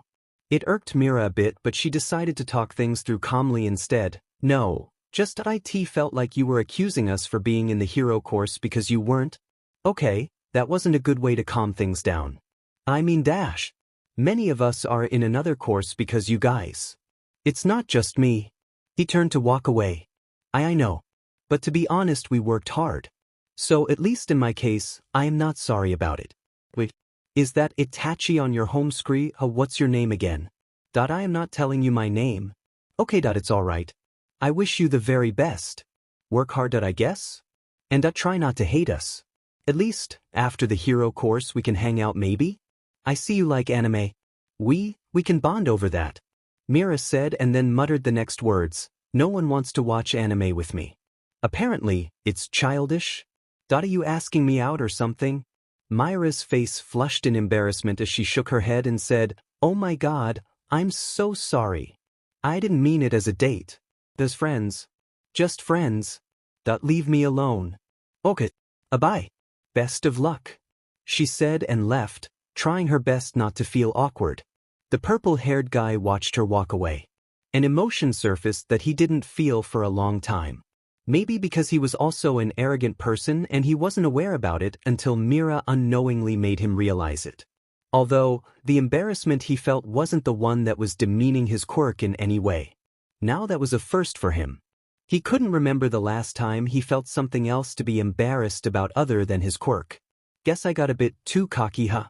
Mira's body was aching all over as she fell on the ground trying to catch her breath. The UA Sports Festival was arriving and she was practicing twice as hard than before. But the problem is, there was all might to mentor her moves before. This time it was just her and her own efforts, alone. She didn't know what damage she can cause or what kind of precautions she needed to take. Because she bit worried about it, she decided spent time on looking for books in the library about it and visited nurse's office more than expected, not just to mend her injuries but also for advice of what she needed to avoid. She needed to learn to control on the amount of water she released, and if she was going to change temperature along with it, she needed to balance both of it while handling her opponent at the same time. And she needed to do control different temperatures and different amount of water force on different parts of her body. Of course, she couldn't get so far. Sometimes she focused so hard releasing boiling hot water from her feet that she forgot about the water she was releasing from her hand, which was supposed to be colder and along with a high force. She just couldn't focus on different parts of her body at the same time. Maybe only for a few minutes, but whenever something diverted her attention, she messed it all up. Already tired? Midoriya asked, running past her. You wish, she said before getting up and running along with him. Morning of the UA Sports Festival. There were separate waiting rooms arranged for separate courses and classes. It was time to get serious and Mira didn't want any kind of distractions. At least she hoped so until she got ready and heard his voice right behind him before they entered the room. She halted out of reflex and heard him say, "Move, you adopted freak." His eyes were fixed on her back. Yuya. She hurriedly opened the door and ran to grab a seat on the table where Kyoka and Momo were sitting. Yes, she did notice the change from grandma to freak. And of course, it did hurt a bit. Hey! Mira finally noticed Kyoka staring at her. I've been calling you for a while now. Sorry, I was just not thinking about something. If you're nervous about the festival, then I'll say it's okay to be nervous. But if it's Kyoka looked behind towards Bakugou, who was sitting on their opposite table. She pulled her chair near Mira and started talking in a low tone. Then you can talk to me about it. It's partly my fault for getting this into your head. I'm so sorry. No, it's not your fault. We've been so busy with our training that I absolutely forgot talking to you about it. It's just that Mira sighed, covering her face with her hands. After the villain attack, I was a bit zoned out for a while and he came over to say some things. But I understood about my crush when he, God, I feel so embarrassed, when he brushed his finger against my cheek and said grandma with a smile. I just blushed so hard and my heart was beating so fast that I just instantly knew it. Kyoka frowned and said, Dude, you should be embarrassed. I don't know how you can find someone attractive who called you grandma. Hey, you know why he calls me that? Yeah, but maybe it's just admiration like you said. The way you admire All Might? It's not. It is. It's not, trust me. Mira blushed. I think about that moment and I think how it might have turned out if I held his hand. Or if I kissed Please shut up, I don't want to hear your tongue story before the festival. His cheek BSTRD. Honestly, Kyoka, how much of a perv do you think I am? It's not being a perv to think about doing things you want to do to your crush. Kinda creepy, but fine. We are all teenagers and we all can be whore. I dare you to complete that sentence. New York sometimes. Mira smacked Kyoka's head and turned back to Bakugou's group. She yelled, Kaminari? A Hayashi? He raised his head. Kyoka was already giving her death stares, so she just smirked and said, Nothing, just best of luck, dude. I already told you that I don't like him. Kyoka said. I know, but it's fun to tease you about it. You start blushing, no lie there, Kyoka, you know that? That's not what we were talking about. We were talking to get a solution of your problem. You did. I was nervous and you managed to calm me down. You know that's not the only thing you're nervous about, Mira. Kyoka furrowed her brows. I get it, you like him. But that doesn't mean you avoid him altogether. For God's sake, you have been avoiding him ever since the villain attack and you can't even look at him in the eye. Start acting mature. I know it's stupid. Mira gritted her teeth. I just blush now whenever he looks at me. It's so annoying. I can't keep talking to him. I know I'll like him more, and if he continues to act like he does now, I know it's gonna affect me. I'm just scared and need some time. Well, make it fast. Because I don't know if you've noticed this, but Bakugou has been looking weirdly at you ever since he made all the classes hate us. And I guarantee you, it's not the good kind of weird. Mira looked at Kyoka in confusion as the door suddenly burst open and Ida announced, "Everyone, get your game faces on. We are entering the arena soon." Everyone got ready and started walking to the arena. Mira felt a presence beside her when she was walking behind everyone. It was the very person she was trying to avoid. "I know that you've been talking with that purple-headed BSTRD from another class." Yes, she was in fact talking with that guy, but he never opened up.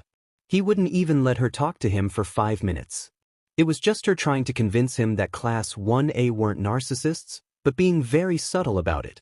Well, at least she thought that she was being subtle. Mira looked at Bakugou and well, Kyoko was right once again. He did look weirdly at her. Almost as if she committed a crime. "I'm just gonna tell you that whatever you've been planning on won't work on me." Jaws clenched, he continued, "And if you get in my way, I will crush you like a little bug." Everyone could hear the overexcited voice of Present Mike. As soon as they entered the arena, the crowd cheered harder than before and surely the whole stadium was packed. "Man, I've never seen this much crowd before for the first years. That kinda makes me nervous." Mira said, "What if I get distracted?" "Seriously, can you be positive about yourself for once?" Kyoka commented, "Although, it is actually a bit scary to see this many people. It's like they are going to be judging us for every single thing we do." "Well, that's what they're here for though. To judge and scout us." Mira replied, "But it feels like they are expecting more after the villain news." "Yeah, also, the media will concentrate more on you if they find out about you. They already know about me. That's the thing. They'll judge me more than anyone else. Probably tell me I'm not suitable for this course or something," Mira said as they stood in front of Midnight, who was the chief umpire for the year. Judging by the expressions of the students as well as the crowd, pretty much everyone was focusing on her costume. Not that anyone can blame her, she was a charming lady. Kirishima said, a blush covering his face, "Someone should talk to Ms. Midnight about what she's wearing." Kaminari, who was also known as a bit of a pervert and came up with ideas along with Mineta, nodded his head in approval and said, "Yeah, that costume should come with a warning." Mira looked at Kyoka, who had a neutral expression. They spent a lot of time together, so one thing they both knew about each other is that neither of them were comfortable about their own bodies. Well, most people are insecure about something involving their appearance, even though some look confident, there's always something. But with Kyoka, Mira felt that she can finally talk about it, instead of suppressing it like she did before. And the girls in their whole section was, no doubt in it, absolutely gorgeous. Something that made Mira feel a bit insecure about herself. "Silence everyone," Midnight yelled, "and for the student pledge we have Katsuki Baku." Midoriya looked at him nervously. "He's the first-year rep?" And as expected, Mira did have a small smile on her face. "Can you be more obvious?" She heard Kyoka say. "I can. You haven't seen me fawn over someone yet?" She whispered. "Also shut up. I guess that hot head did finish first in the entrance test." Siro said, followed by a sigh and a girl from General Studies complaining, "Only for the hero course exam." It said Mira off, "Save some of your bitterness for the competition, you're gonna need it." "Hey, why would you say that? They already hate us." Kaminari shouted from the front. "Exactly," Mira said, "other than their inferiority complex they have literally no reason to hate us. Why blame us for being in the hero course? If they want the position, they gotta prove that they deserve to be in this position. But first of all, they failed and second of all, they blame us for it? F them, dude. Why exactly do they expect us to respect them when they have been treating us like this?" She then turned to the other classes and said, "Learn to earn your DMN respect instead of whining and complaining about it." "Are you kidding me, Mira?" Kyoka nudged her with her elbow. "What has gotten into you? We are training to be heroes. So? That gives all the other classes the VIP card to disrespect us?" Mira glared at a particular boy from General Studies and said, "I don't know why did I even bother to try to be friends with them." "Chill, dude." Kyoka sighed. "I don't think I can. As if it's not enough that we are nervous about the whole competition, That the other classes think it's a great time to pass hateful comments? Bakugou was finally in front of the mic as the students finally quieted down. I just want to say Mira just wished he wouldn't be himself for once. I'm gonna win. While everyone booed him and Ito was trying to talk about him being disrespectful, Mira's eyes observed something else in him. Not my fault, the rest of you all are just stepping stones to my victory, he said and started walking back to his position. He actually wasn't being himself. He would have made it into a joke and laughed while saying it if he was actually being himself. This was him challenging himself. The preliminary round of the festival was obstacle race. All 11 first-year classes have to race along a 4-kilometer-long obstacle course around the festival stadium. Participants were allowed to use their freely to try and win, as long as they do not leave the race course. The first 42 competitors that finish will advance to the second event. As soon as the race started, most of the students got stuck trying to rush out of the stadium. In the middle of it, when Mira finally was able to get out from the crowd, suddenly ice covered her feet and she got stuck. Oh, for God's sake, I bet it's that stupid Todoroki again. Mira cursed and concentrated on rising the temperature of the water gushing out her feet. It took some time, but when she finally got out of it, she used her water quirk to rush forward. In a way, Todoroki made her path easier with the ice. She slid along the ice-covered path like she was ice skating. But she had to stop. In front of them was their first obstacle, Robo Inferno. Something that they faced during their entrance exam. While Todoroki froze them when they were off balance and took off to his path, the rest of the students were yet to pass them. Just as expected, some students of Class 1A were already on their way, avoiding fighting the robots, including Mira, who now had to use more of her power in order to run since Todoroki stopped creating his ice path. Bakugou and Todoroki were way ahead of everyone else, and Mira was almost catching up to them. The thing is, having any kind of power very similar to the 5 elements is a benefit to those who were in the race. Soon, the second obstacle was on her sight. It was the fall, a canyon that must be trekked across by walking along tightropes. Now that one was a bit difficult. If she used too much of her power than required, she might miss and fall down. Well, I gotta take my chances, Mira said and moved forward, almost slipping down once if it wasn't for Achiko helping her balance herself. Todoroki did slid on the ropes, but using those would have been dangerous if the ice slipped off from any part of the rope. Her patience was running low with these obstacles, slowing her down on every path. Using more of her power now out of frustration to reach the first position, she rushed forward as she came across the last obstacle, minefield. I wasn't plodding around just because I talked to that guy a-hole. She started walking forward, avoiding the mines, and gritted her teeth, muttering, I want to win fair and square because I deserve it. Todoroki and Bakugou were already on their way, not only avoiding the mines but also fighting with each other along the way. Suddenly a huge blast took place as she looked up and saw Midoriya moving forward, more like flying forward to the first position. No way, Mira gasped. She said and used a huge blast of water to move forward, even though it ended up in another minefield blast, slowing the other students down. And back in the stadium is the first place winner, Izuku Midoriya.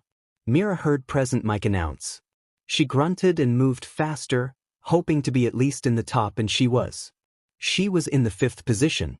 The girl in 4th position, Ibra Shizaki, she looked really delicate. How in the world was she in that position? Well, Mineta also managed to come to the finish line. She is from Class 1B. And going by the quality that stands out the most in her, that girl's hair is different, probably a part of her quirk, Mira thought. She caught her breath and observed Bakugou fuming from the distance. Of course he was angry about Midoriya, once again. Along with exhaustion and frustration, remembering the words Bakugou spewed, she was now angrily walking towards him. Pulling his shoulder and forcibly making him face her, she said, I am not that of a low life to plot against my own class, Bakugou. Seriously, years of us studying together and this is what you think I am? We are your classmates, not enemies. And with that she walked off to congratulate Midoriya, although with a frown on her face. Totally forgetting about the fact that she was finally able to look at Bakugou in the eye and talk to him directly.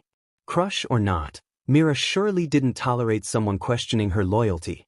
Bakugou was already fuming about that stupid Deku getting the first position in the first round when Mira suddenly grabbed his shoulder and talked to him in a way that no one dared to do before.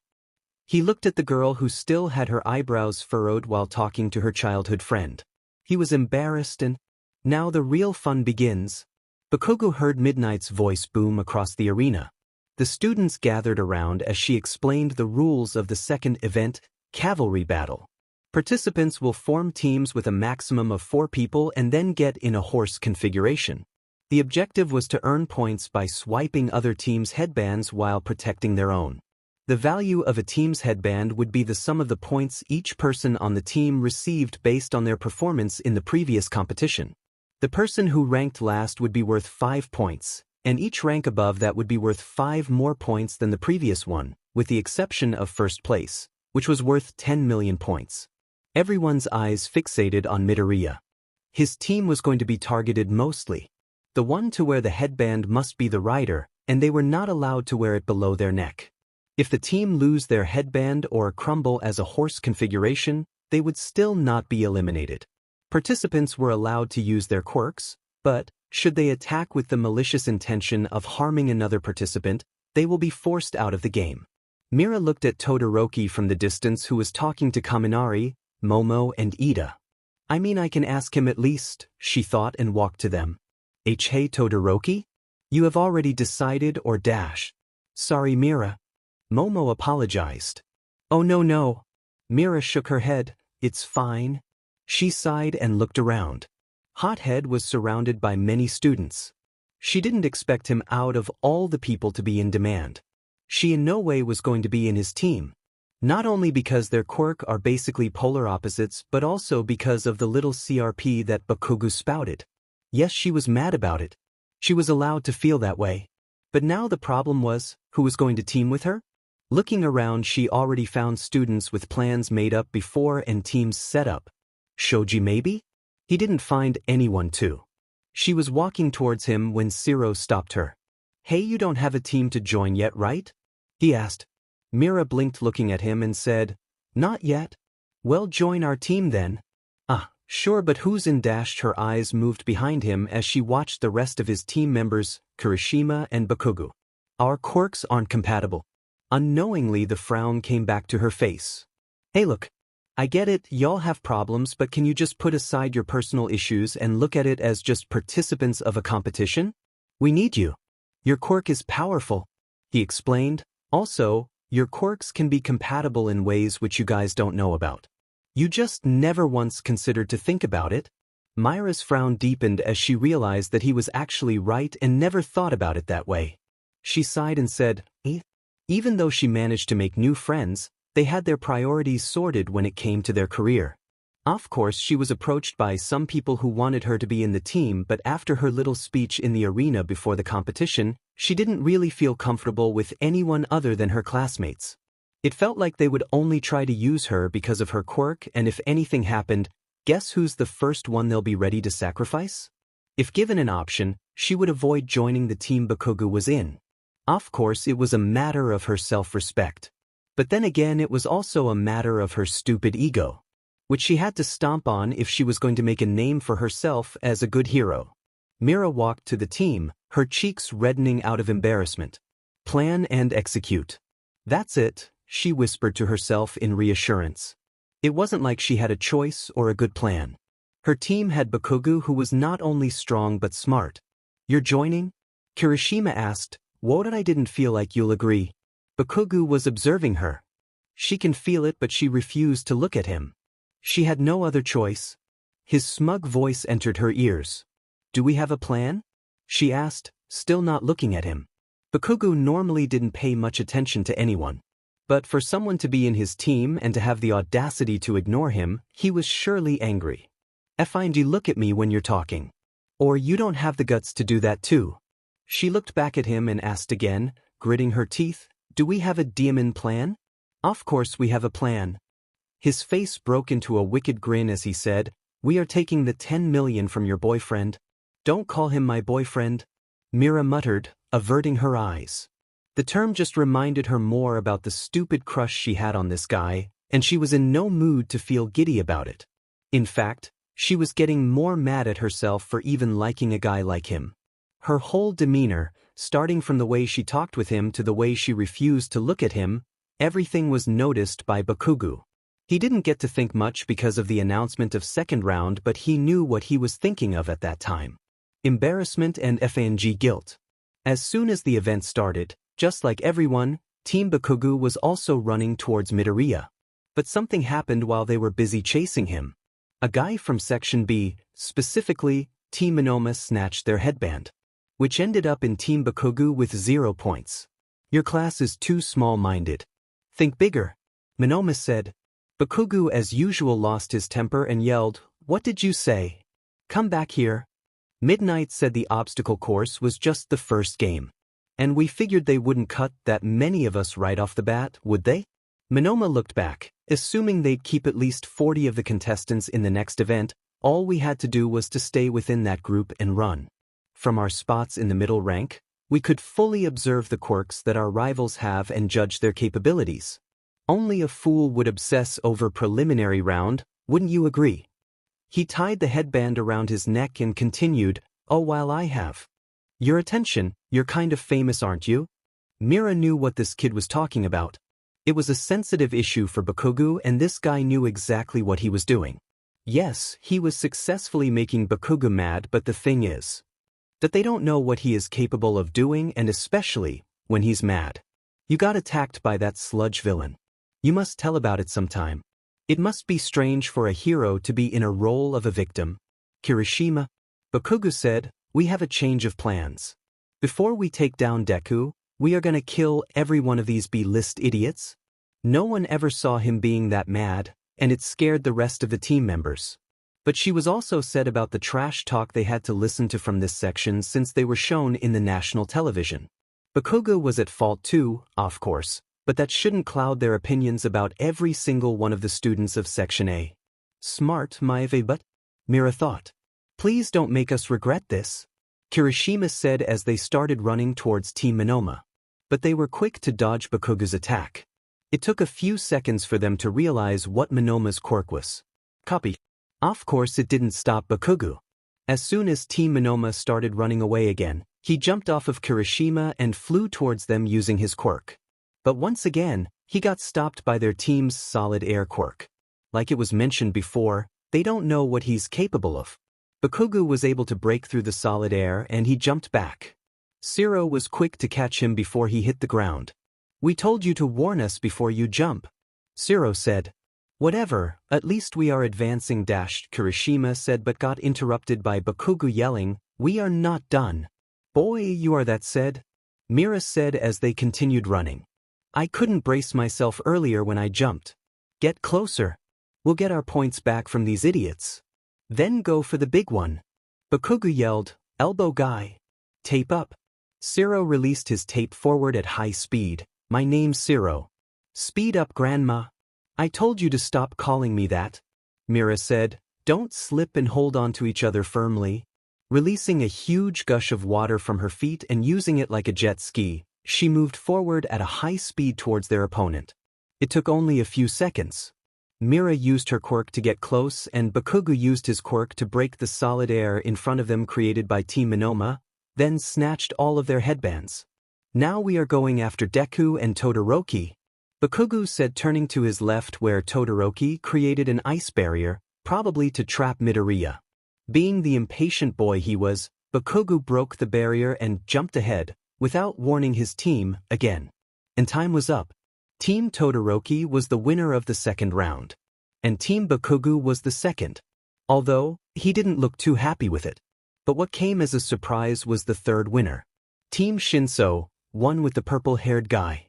Mira finally came to know about his name. "Hey, congrats, Mira," Tsuyu said, approaching her. "Yeah, I didn't do much. Bakugou just wanted me in to melt Todoroki's ice and for high speed," she replied. Tsuyu then went to congratulate the others who passed.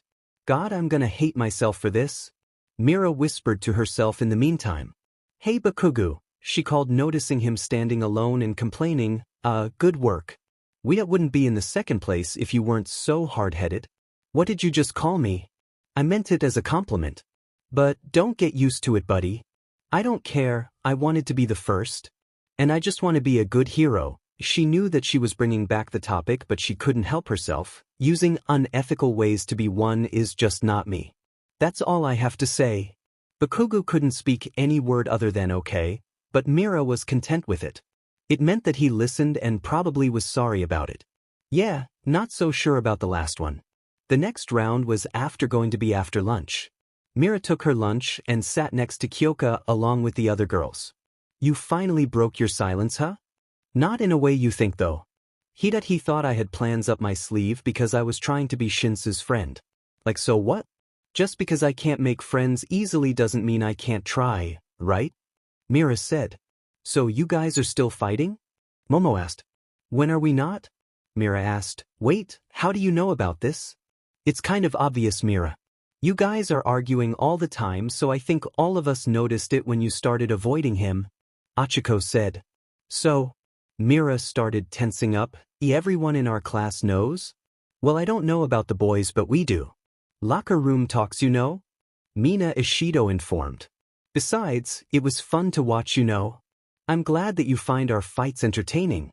Mira smiled, sarcastically. But to be very honest, you are not the type who will go around making friends out of the blue, and that too with someone who just insulted our whole class. Momo said. I guess you are right. He was misinformed about us all, so I just wanted to make sure he doesn't hold a grudge against us. So I decided to just go out of my way and… Mira sighed. Kinda douchey of me to do that. He knew about it right away. You know, Sheet? Kyoka chuckled. But the thing is, you don't try to be friends with a rude person just because you can benefit out of it. I mean, you could have faked it with Bakugou if you wanted because he is powerful and you know he's gonna attract attention of agencies. You don't fake it when it comes to friendship. Didn't think you won't know that? What a thanks, I guess. Mira said, but I think I'll come clean with Shinso. It's gonna bug me if I don't and I can't afford any kind of distractions. She looked around the cafeteria for a glimpse of that boy. He was sitting with his friends of general studies and having his lunch quietly. According to Ojiro, he had a weird quirk because he didn't remember doing anything about the cavalry battle. My ego is drowning for FS sake.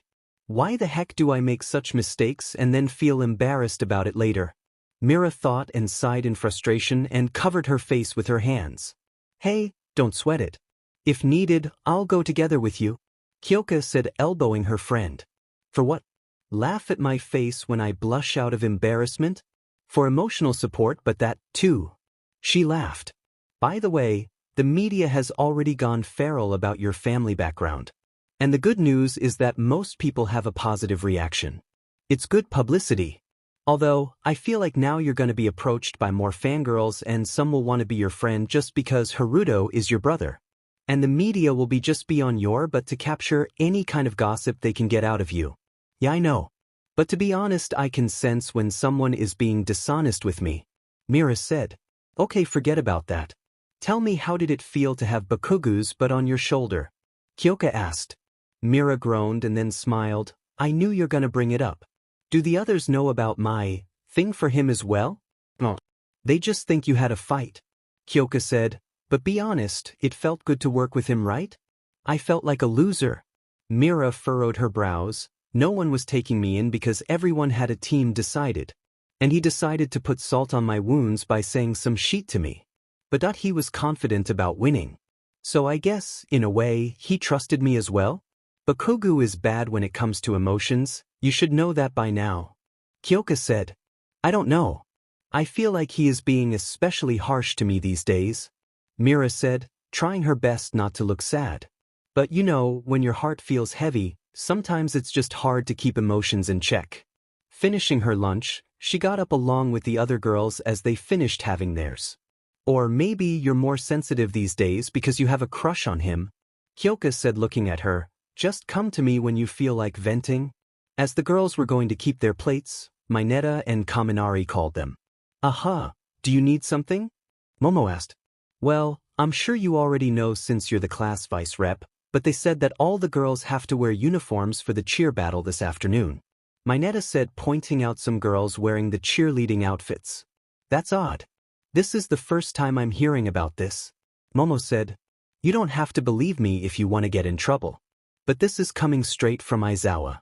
I thought maybe you'd forgotten, so I figured that I remind you just in case. He replied. Mira suspiciously looked at him and then turned to Kyoko with a blush, and surprisingly she had a blush as well. Are you kidding me? I don't even wear mini skirts, man. I don't trust him at all. Mira whispered. Forget about mini, I don't even wear skirts. Kyoko replied. Don't worry girls, I can use my quirk to make it according to your sizes. Momo said, we should go now. We have very little time on our hands. But Mira, on the brighter side, Bakugou will see you in that outfit. Kyoko smirked. She blushed and slapped her arm playfully. He didn't even give a shit about Midnight's outfit. What makes you think he'll bat an eye about me? He has his goals and literally doesn't care about any girl right now. Except you. Kyoko said, Mira, believe it or not, but Bakugou actually notices you more than any other girl in our academy. I mean, he doesn't even care enough to know about our names when we are his classmates. While he actually cares enough to notice when and how you were talking to Shinso. I mean, I don't know about you, but that's something different. No one in our class thinks so much and cares enough to come to the conclusion about you having any kind of plans with him. But he did, huh? Kinda makes you think. Stop. Mira said. Stop before I start liking him more than I already do. Mira never felt so uncomfortable in her whole life. The media was already going mad over her family background, and now she was going to go in the arena wearing a cheerleading outfit? She didn't want to think about this much. Trying to pull her skirt down and keep it down as much as possible, Mira's face turned red when she realized that her classmates indeed tricked the girls into thinking it was true. She glared at Kaminari and Mineta from the distance, and then turned to the crowd who were cheering. Yes, maybe it was just her overthinking, but she felt like all the cameras were now only concentrating on her, judging every little detail about her figure starting from her freckles to the stretch marks. Looks like Class 1A is going for fan service. Present Mike announced. Oh, for God's sake, we do have a little amount of time before the next round, and I kinda like these uniforms, so Toru started dancing and waving her pom-pom. How about we just rule with it? Even though she was shy about wearing it, she did want to see the reaction of a certain blonde. But looking around, he was nowhere in the arena. And he only arrived when the announcement of the third round took place, where students were going to fight one-on-one with each other. Some students backed out because they felt it went against their conscience when they barely did anything. The names were announced, and Mira was up against the girl she earlier thought was delicate, Shizaki. I don't even know anything about her quirk. Mira sighed, tensing up. Not knowing about someone's quirk was a bit of a challenge for her. She wasn't so spontaneous like Bakugou to be. Well, I guess Midoriya feels the way I do, Mira said, looking at Shinso. No one in their class had any idea about what that guy's quirk was. Oh, and that reminds me, She walked towards him and called out, hey. And her tone wasn't enthusiastic like before, which Shinso was quick to notice. Well, she was going to apologize sincerely, so joking about it won't do any good. I have something to say. A guy from his class commented, hey lucky guy, she has something to confess, sure knew. Don't keep a girl waiting. She ignored his comments and continued looking at Shinso, hoping he would listen to her for once. They walked away from the crowd and into an empty space. I am still not telling you my quirk. I don't want to know. But I have to apologize. I guess that I did try to benefit from the friendship I was offering, and I'm sorry. But I meant everything I said. I really did. I mean that you can of course refuse to trust me, but I swear I'm telling the truth now. Shinso stared at the girl in front of him. It was the first time someone was apologizing to him genuinely and didn't actually expect anything in return. He felt a bit happy. Yes, mentally he has been cursing a lot of people for making things hard for him, but he didn't expect someone, especially from a class he threatened, to be so warm. And I understand if you she looked down at her feet, covering her bare legs with the pom-pom, if you don't want to see my face anymore. No. Shinso replied within a second, which made Mira look up at him. Even he himself didn't expect to say this out of reflex, but a part of him knew why. For the first time, he didn't want to give up a person who made him feel happy and warm. I mean, it's okay. Thank you, for being honest. So, am I forgiven? She asked. You'll watch anime with me? Yes, for the first one. he said, looking at the crowd on his left and trying his best to not make it awkward. Well, at least give me your number. Wow, how bold of you. You know I don't mean it like that. I know. He said, looking at the blonde guy he had his first fight with. I noticed it in the first day. What dash? I didn't even have to use my quirk for this. It was so obvious. Wait, what? How do you know? What is your quirk? Mira asked, but she only received silence as a response. It's fine if you don't want to say it. I understand. Oh, they've announced the mini-games. I think I'm gonna go rest for a while. Best of luck. Just give me your number after the festival. She was going to turn around and leave when suddenly something strange happened. She spun around and jumped like a cheerleader. It felt like she wasn't in control for a moment and wasn't able to move by herself. But the next moment she was hugging herself and she was in control again. Mira looked at Shinso standing in front of her with a smirk. Amazing, she gasped. That's your quirk? You can help the heroes in making the villains confess about their deeds in a second. That's so cool. She heard a ring of a bell for a game coming to an end. Oh shit, I have to go now. I need some time to myself, to calm down and all. Good luck. Bye. Shinso stood in the same position for a few minutes. He chuckled looking at the girl running away. It was the first time someone appreciated his quirk instead of thinking it was something evil and villainy, and that too when she saw it for the first time. In spite of the little dance he made her do. The grudge he had went down just a little bit. She was just a bit more tolerable than others. On the other hand, a little far away from them, the pair of red eyes which were at first fixed on finding his opponent was now on the girl he previously teamed up with. He was trying not to feel angry about it after he said okay to her, but he was said anyway. Why was she even talking to someone Deku was going to fight with? What's with the privacy? And what's with that stupid outfit? He thought. Unknowingly, it was for quite a long time that he was staring as his eyes observed the outfit that she wore. The least he thought he was observing. Dude, you gotta chill? He heard Kirishima's voice, but still didn't move his eyes from her. I'm honestly confused about whether you're glaring at her or just checking her out. His friend said, which finally made Bakugou snap his head towards his direction. He grumbled. Yes, just FING observing her. The first match was between Midoriya and Shinso. As much as Mira wanted to root for both of them, a part of her wanted Midoriya to win. As she arrived on the stands to sit down for the match, Kyoka nudged her and said, sit over with Hothead. I've got information that he was staring at you when you wore that cheerleading costume. Mira elbowed her back blushing and said, gosh, shut up. I apologized, by the way. Yeah, I know I hurt. The general classes were very loud about it. Besides, now that they know that you're Haruto's sister, they'll talk more about it. Kyoka said, and not gonna lie, it was so weird to see Bakugou actually pay attention to a girl. Phew. Please tell me that they aren't spreading around some bullshit like I have a crush on Shinso or something. Mira frowned. Well, they are saying that you are being too buddy-buddy with him. Besides, talking to a boy privately without having his friends around does sound like a confession time to me. You know what? They can say and assume whatever they want. Meanwhile, Mira looked at Bakugou sitting down far away from the rest. I'm gonna go bless my heart. Ding, you're suddenly so good with words.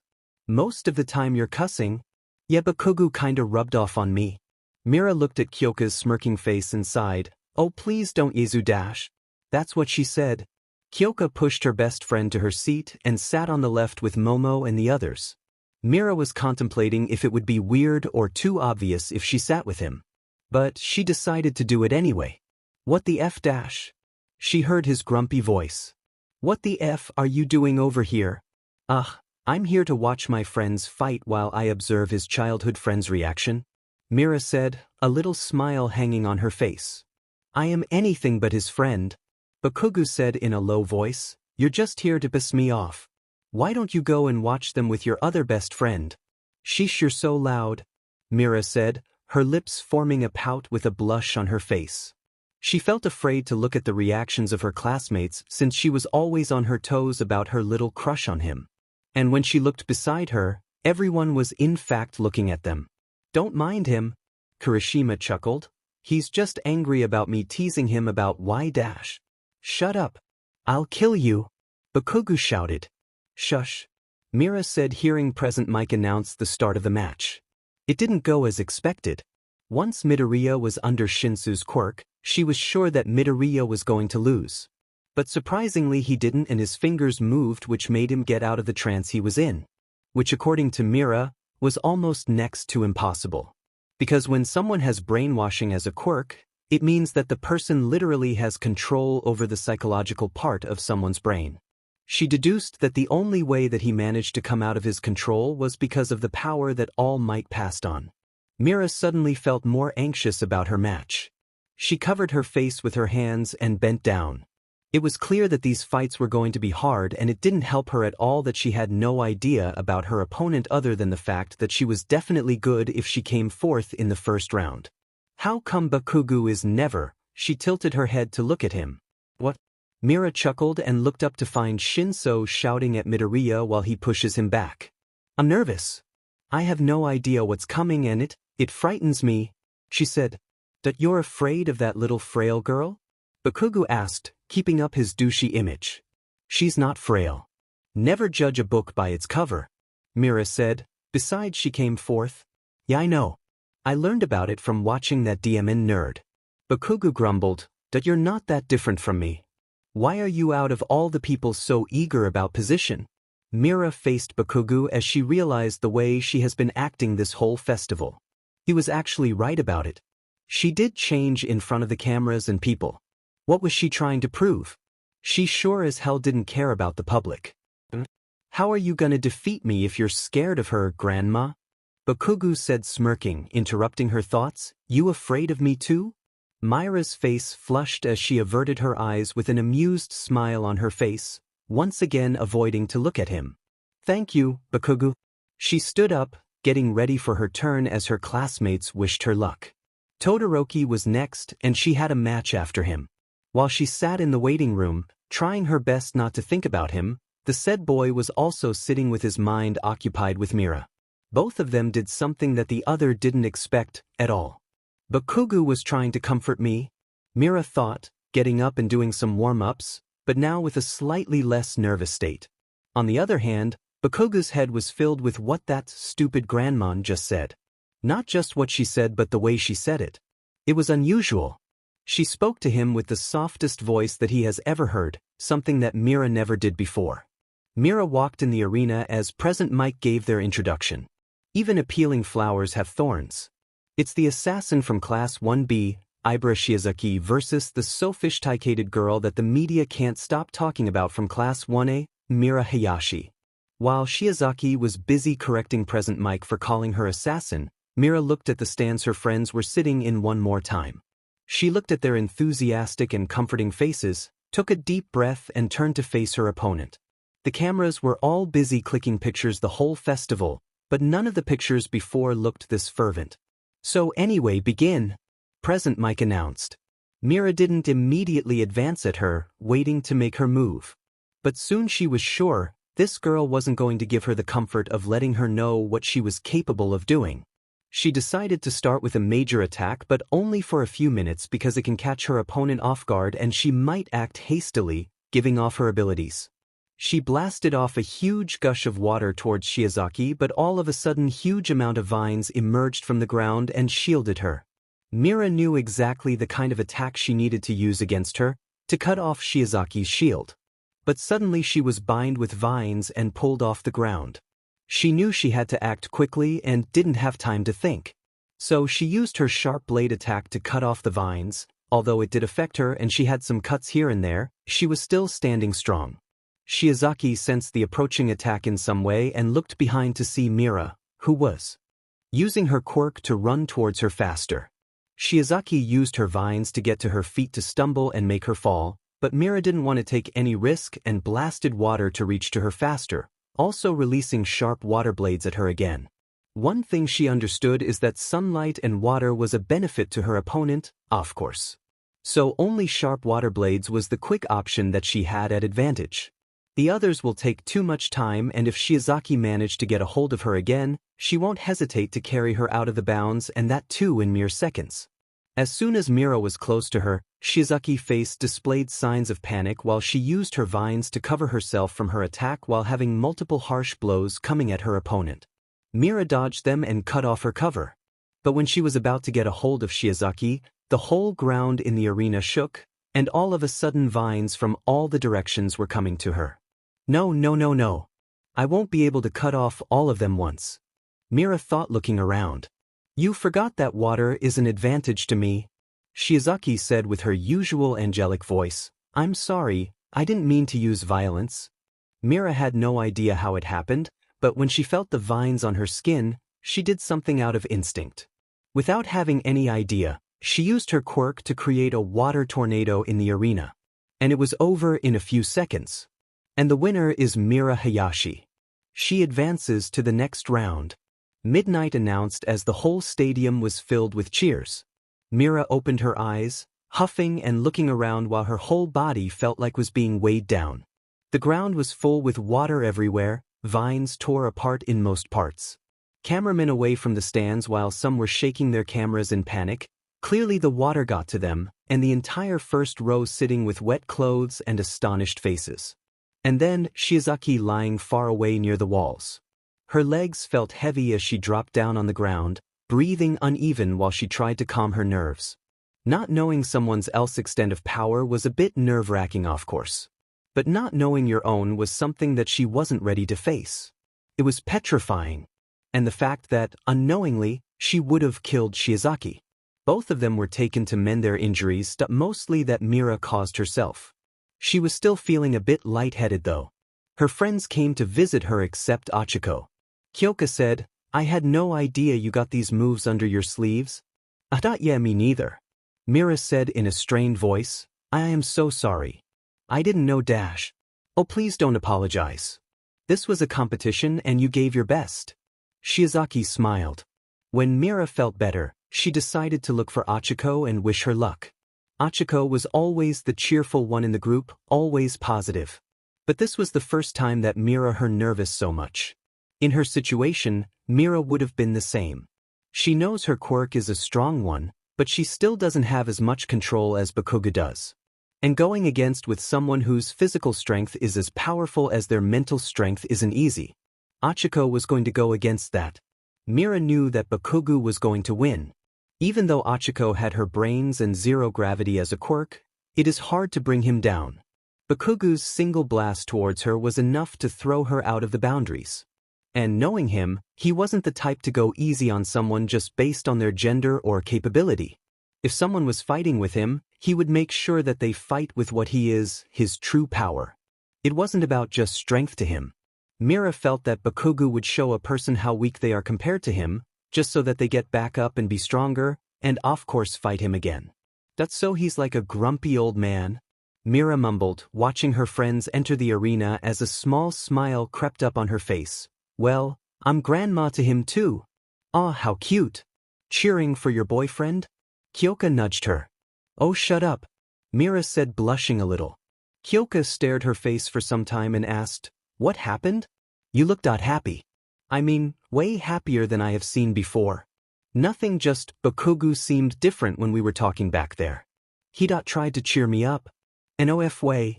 Mira chuckled watching her friend's reaction, in a negative manner, but I knew what he meant.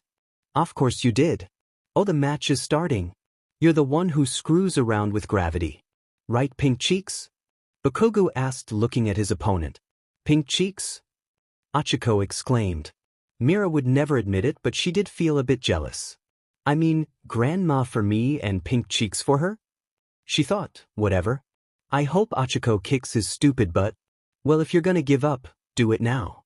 'Cause I'm not gonna hold back. Bakugou said. Sometimes I just have this strong urge to slap him, I swear. Mira mumbled. Giving up is not an option. Achiko said. The fight looked unbearable. Bakugou was not at all holding back on her. While a part of Mira thought that it's good that Achiko was facing his true powers, she couldn't help but feel bad for her. Even though she had a good plan up her sleeve, it took one blast from Bakugou to end it all. Going back to the waiting room, it was strange to see her unaffected about the fight. For someone who rarely showed her true emotions, Mira knew that her friend was in fact holding back and didn't want to break down in front of them. The least she can do is to give her some space, and that's exactly what Mira did. Back in the stands, while everyone was calling him a villain to annoy him, Bakugou observed the seats and found Mira in the same place where they sat. Except, now Kaminari and Shiro were sitting with her. He quietly sat beside her and grumbled, "I definitely wouldn't call that girl frail," in response to the classmates talking about Ochako. Mira looked at him and noticed light bruises on his cheeks. "Did you not go to recovery, girl?"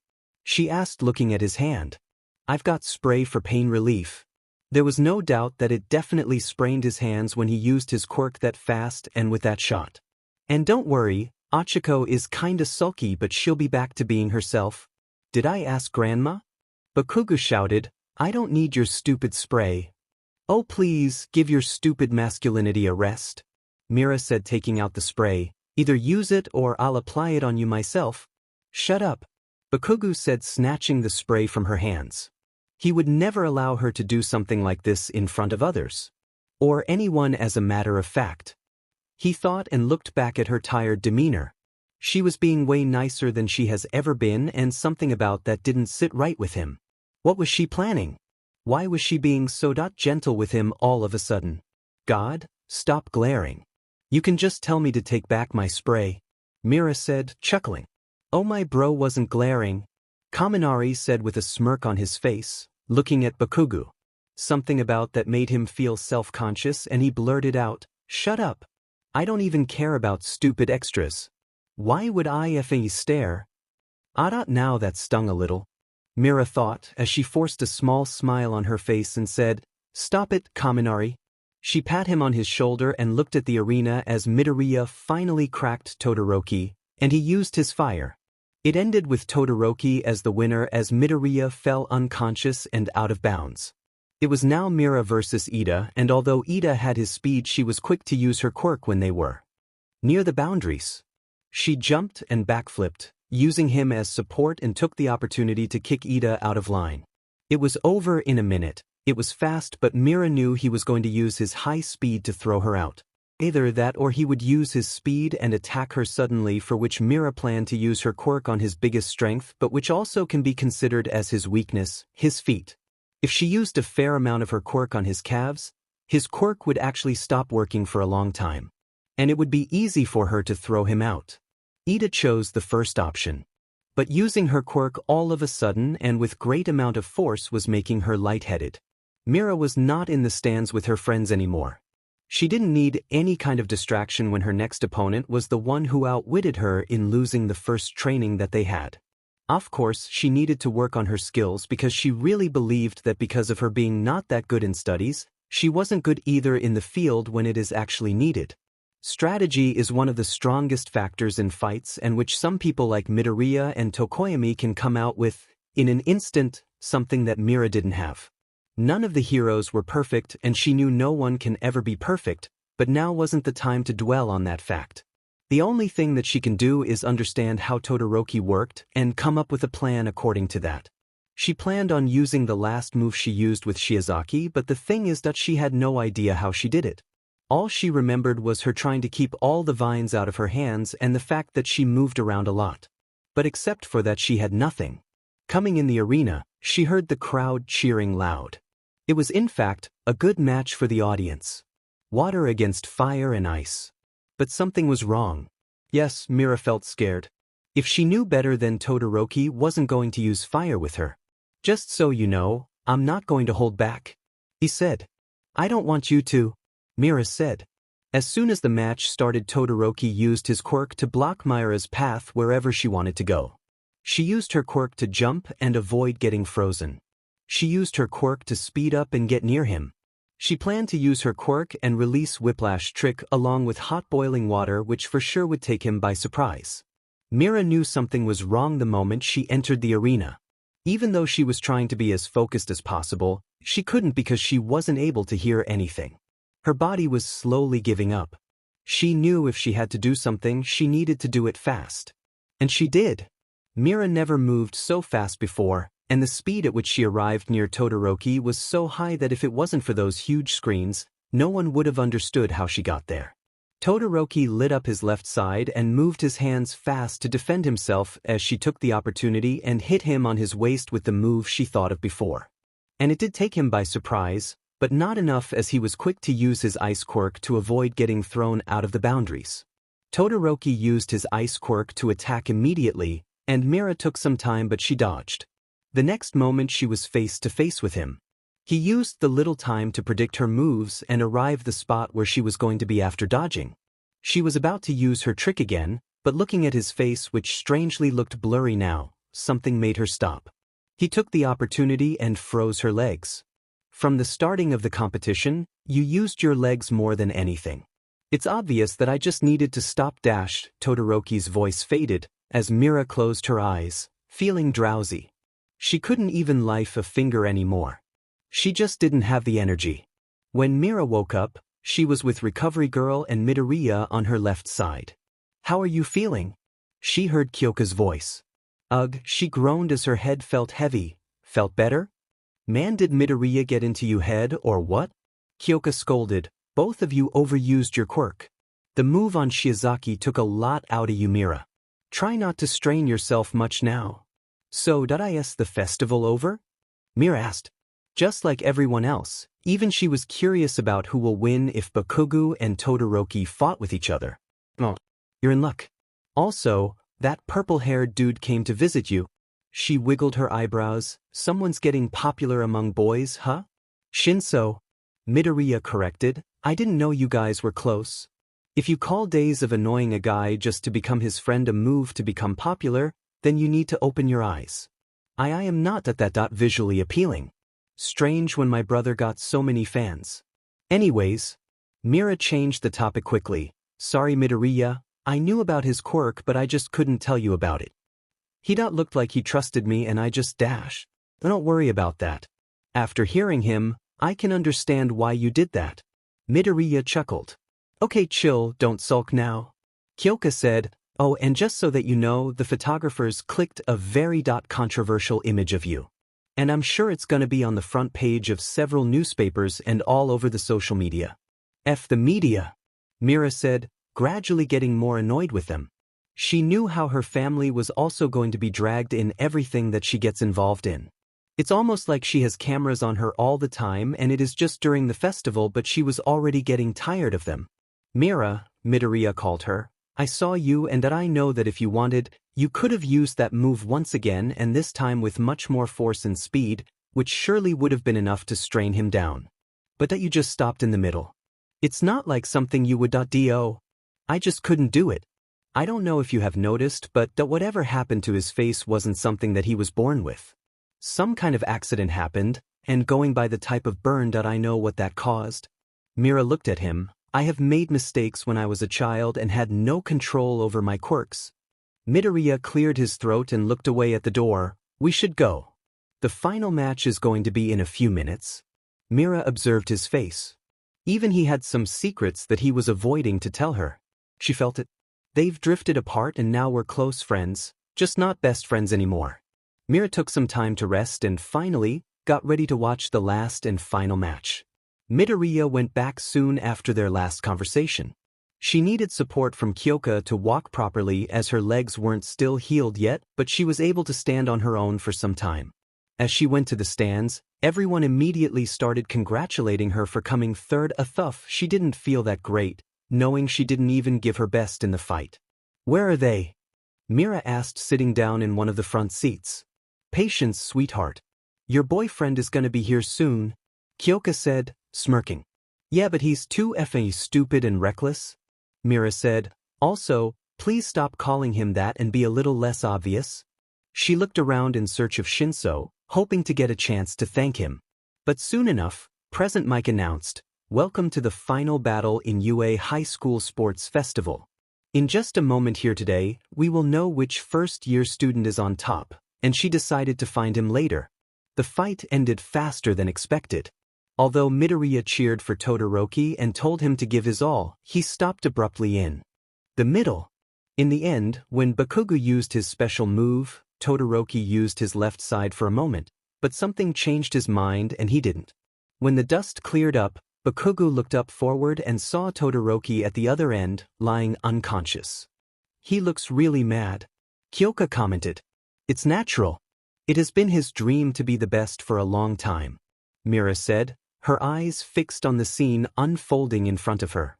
Bakugou got up and walked to his opponent. His figure looked a bit weary. And he started shouting at Todoroki, holding him by his collar. But after a while, he fell unconscious as Midnight used her quirk and announced Bakugou as the winner. Bakugou has a dream and he believes in himself. He knows what he is capable of and he wants to be on the top and the best. But not this way. One look at his expression was all it took to understand that he didn't want to be the winner like that where his opponent refused to use his full power on him. As the medical team came and took him to the nurse, Mira got up and started limping there to see him, along with his whole squad of course. It wasn't that she just cared about Bakugou. She was also worried about Todoroki who looked way broken from the very beginning.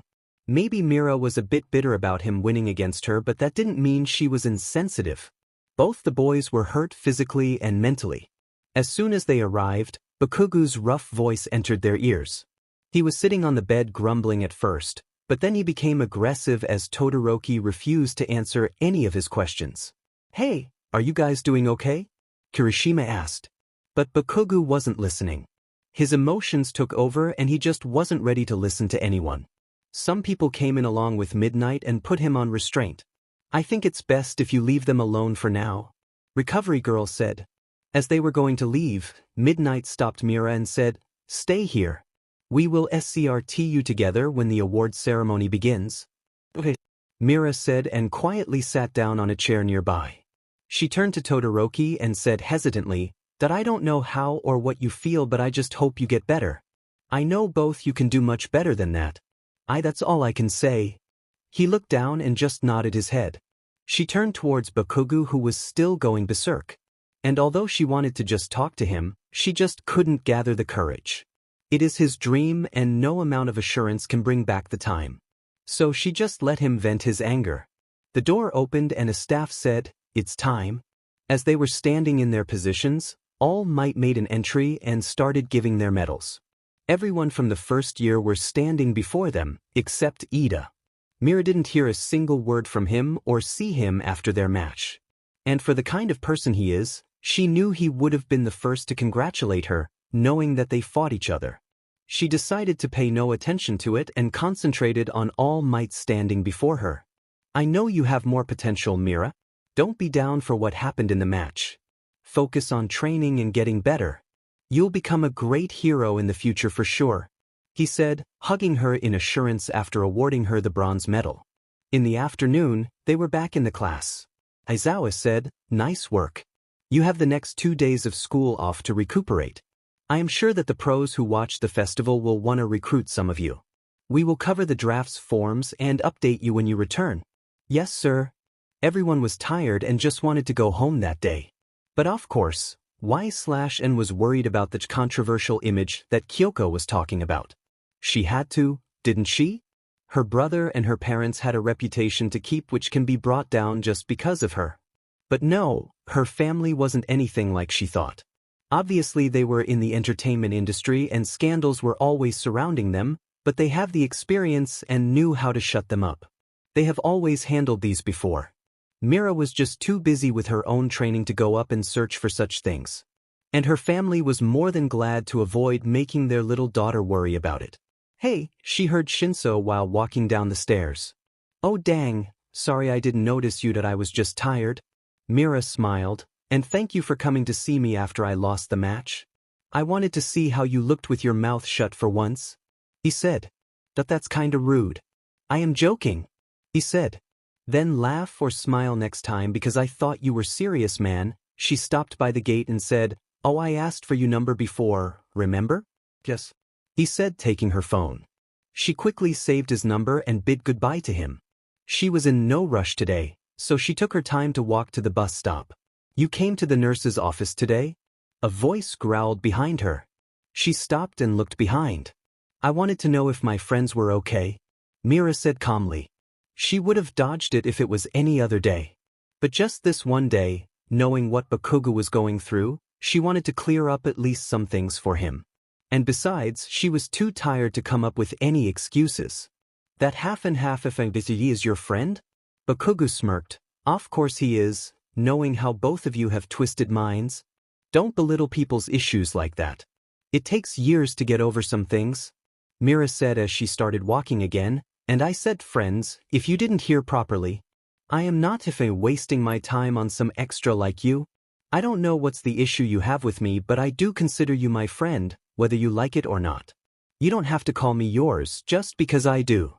I get worried, okay? Mira said blushing, I am too tired. But she didn't wait for him to cuss her out or see his expression and started running to get home as fast as her legs could take. What the effing hell? Bakugou stood with a little blush on his face and muttered, I am just embarrassed. There was no one to listen, yet it felt like he was trying to convince someone. After the sports festival, Ida's big brother was all over the news. It turned out that he was attacked in Hosu City, Tokyo. The person responsible apparently already killed 17 heroes in the past, and hurt 23 heroes so badly that they were beyond recovery. He is known as the elusive hero killer, Stain. The first thing Mira did after reaching home and hearing the news was to send him a text about her concerns. But Ida soon called her, telling her not to worry about it at all. She knew it wasn't fine. It was the tone he was talking in. There was something different. He was upset, but she couldn't push him to talk about the issue. They weren't that close, and she thought that he needed some time.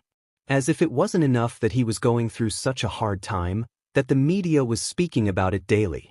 But that wasn't all that they focused on.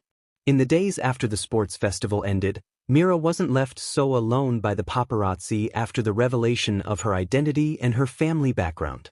They were there whenever she was out with her friends, or with her family, all eager to get some reaction out of her about the viral picture of her and Todoroki. She was just glad that it wasn't as inappropriate as she feared. But well, some of the media was ruthless as usual, and so was some of the comments. While most articles about her were positive, some of them were used mainly to slander her brother and family's image. That was their target anyway. To find some kind of dirt in the entertainment industry, especially an idol that the public adored. Mira might have been kept away from such things by her parents, but she knew all about how media worked and what would make people click on their content. But she was glad that her brother also had some really good number of fans who criticized the articles. Although her parents did have the power to take the articles down because of defamation, they didn't do it. According to Mira's own words, she didn't want her parents to interfere or take any steps on behalf of her. That will give more ideas to the media about how her influential family were making sure to shut them up with their power. And besides, she wasn't under their company that they will file defamation against them. The next day after the sports festival, Mira woke up in the afternoon and the first thing she did was to check the social media, of course. Her phone was blowing up. She gained a good number of followers, but then she did notice the viral pictures and videos. Todoroki was melting the ice stuck on her feet and holding onto her waist and balancing her weight. After a moment when the ice was halfway melted, Todoroki hugged her close, making sure she didn't fall on her butt and cause any more injury. Her head slowly moved forward and rested on his chest. When he was done melting the ice, the medical team came and took her in. Oh, these pictures and videos had some creative headlines too. Endeavor's son and Hayashi's daughter gives off a cinematic ending. Todoroki melts ice for Mira, along with our hearts. A new bubbling love and hero course. And of course, the comments under it. Some were really nasty, nitpicking on her physical appearance, her flaws, how she's not cut out for hero course, how she could have been better as an idol like Haruto. But some were really good, appreciating her powers, her incredible moves on Ida and Shizaki, how she was the only girl on the top 3 position. She avoided meeting with Shinso in fear of getting him dragged in another controversy, but they did start talking. Although, she knew she had to give a statement about all the rumors and she was more than ready to give a piece of her mind. She talked to Todoroki about it and apologized for involving him in anything like this. One thing that she learned from her attempt to befriend Shinso for her benefit is that communication is the key and apologizing helps lighten the burden of carrying a guilt. And obviously, Class 1A group chat was filled with her classmates teasing both of them except for some like Tokoyami, Momo and Bakugou. After her little bold statement on her way home, she felt a bit shy to talk to him again. Yes, she did look at him with her cheeks going red, but she knew she needed to do this, so that Bakugou couldn't suspect anything. He would be suspicious if she avoided looking at him completely. But the thing is that it felt like even Bakugou was avoiding speaking to her. It just became awkward.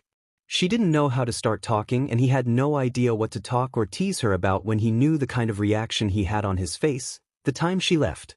He was blushing, but he wasn't sure if she noticed it.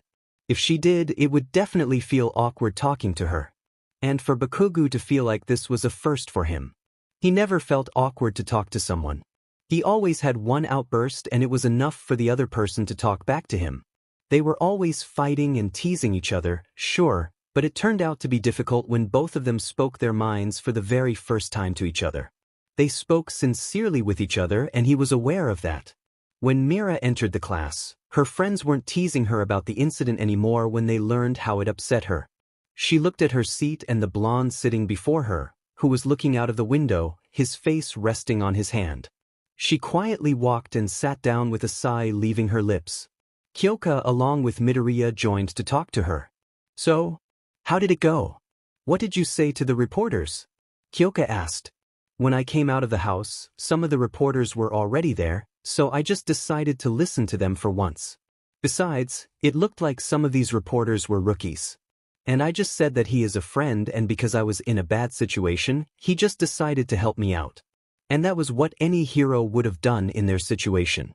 If he is going to be a hero, then he will help millions of people out there, Mira said. And I said, instead of following around an idol sister for a topic that most of the public won't care about unless it involves my family, they should concentrate on other news. They would never get a hot topic out of me. And that's it, right? You didn't go overboard with your rant, right? Midoriya questioned her nervously. No. You if he did, didn't you? Kyoka sighed, furrowing her brows. Look, it wasn't too harsh, and they did in fact leave me alone. I just said that all those companies that made articles like this are all listed by Haruto's agency, and they know now exactly who are after to slander their image or make money out of misinformations. It would take them one word from me and my parents to file a restraining order against all of them and get police protection if they further continue to follow me or are seen anywhere near our neighborhood. I was polite. Darling, you need to understand that you are pretty fing rude even when you talk politely. You'll be lucky if they don't hate you after that. Kyoka said. Nah, I just asked them to work on something they are genuinely passionate about. Not only would they enjoy it, they will also make sure it is done perfectly. And I am sure their news agency would appreciate the work when it's done. I just gave them some pep talk and support, that's it. Besides, I'm sure they didn't become journalists to stalk some celebrity sister. Does everyone in our class talking about themselves getting famous bother you? Midoriya asked. What? No, of course not. Dude, even I enjoy some attention. You know, about my abilities and stuff. But not this much where they'll follow me everywhere. That sheet is annoying. The door opened and Aizawa walked in saying, Morning? Rip it, Mr. Aizawa, you don't have bandages anymore. That's good news. So you said. The old lady went a little overboard in her treatment. Anyway, we have a big class today on hero informatics, Aizawa replied. You need code names. Time to pick your hero identities. This is related to the pro hero draft picks the last time we were in class together. Normally students don't have to worry about their draft yet, not until they're in the second or third year actually. But your class is different. In fact, by extending offers to first years like you, pros are investigating on your potential. Any offers can be resend if their interest in you dies down before graduation. So what you're saying is that we've still got to prove ourselves after we gotten recruited? Terest. Correct, Aizawa said and turned around. Now here are the totals for those of you got offers. The board didn't have everyone's name. Of course, Todoroki and Bakugou got the most with 4,123 and 3,556 offers respectively. And then there was Mira Hayashi with 1812 offers. She didn't expect much because of the recent rumors and fainting during the fight, but half of her knew some would contact her in the hope of getting exposure and fame. And she just needed some information from her parents about which hero agency is associated with which other companies, if she wanted to work on her skill. Oh yeah, Mira wanted to work on her quirk control. She needed to know more about her quirk. In past years it was more spread out. But there's a pretty huge gap this time. Aizawa said. Todoroki got the most ahead of Bakugou? Kyoka commented. Yeah, it's the opposite of how they were placed in the festival. Kirishima said. They probably weren't eager to work with a guy who had to be chained up in the end. Siro said. If I scared a pro, they're just weak. Bakugou yelled, as expected. Nah, I think most of them just find you hard to deal with. Mira muttered. I can hear you be. Bakugou said, looking at her. She looked back up, trying her best to suppress her smile, relieved that not much has changed between them. Bakugou looked at her expression and it reminded him of what they talked about. Within 2 seconds, he whipped his head back and was staring at Aizawa. Aizawa continued, ignoring the comments, but every single one of you have to work under a hero. Even though you have an idea of how villains attack, working alongside of pro-heroes is good for experience and knowledge how things work. And for that you need hero names. Keep in mind, these hero names are going to be temporary. But take them seriously or dash. You'll have hell to pay later. Midnight completed his sentence and walked in the class. Aizawa took out his sleeping bag and said before getting in, Midnight's going to have final approval over your names. It's not my fault. Mira looked at the whiteboard passed on to her by Bakugou in front of her. She took it and passed the rest back. Looking around the class, she observed some done in seconds while some staring at the whiteboard. She knew that if she named herself something awful, it might be stuck with her forever, especially when media has a few eyes set on her. A number of people went before her, but she finally found a name. Something that described her quirk and, well, she heard a conspiracy theory about it. Slowly, Mira raised her hand as Midnight called her. She blushed looking at the whole class staring at her and said, I like the name Europa. She immediately heard Midnight's enthusiastic voice reacting to her choice of hero name and felt relieved.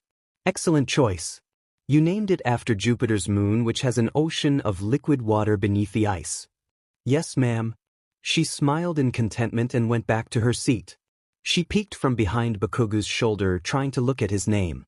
He immediately shot his head back and looked at her with a frown, feeling her presence. He was finding it difficult to come up with a name. What? Mira asked with an innocent face. Don't put that Siri in front of me, Grandma. That I told you to stop calling me that? Mira smacked his shoulder lightly. Bakugou didn't react to it and got up to present his hero name, King Explosion Murder, which amused Mira and she hid her face, trying not to laugh out loud. He was told to change it, but once again, he just changed the word king to lord. Aizawa got out from his sleeping bag and rearranged the form, saying, Now that everyone has decided on their hero names, we can go back to talk about your upcoming internships. That will last for 1 week. As for who you'll be working with, those of you are mentioned on board and got offers will get to choose from them. Everyone else will have a different list. You've a lot to think about.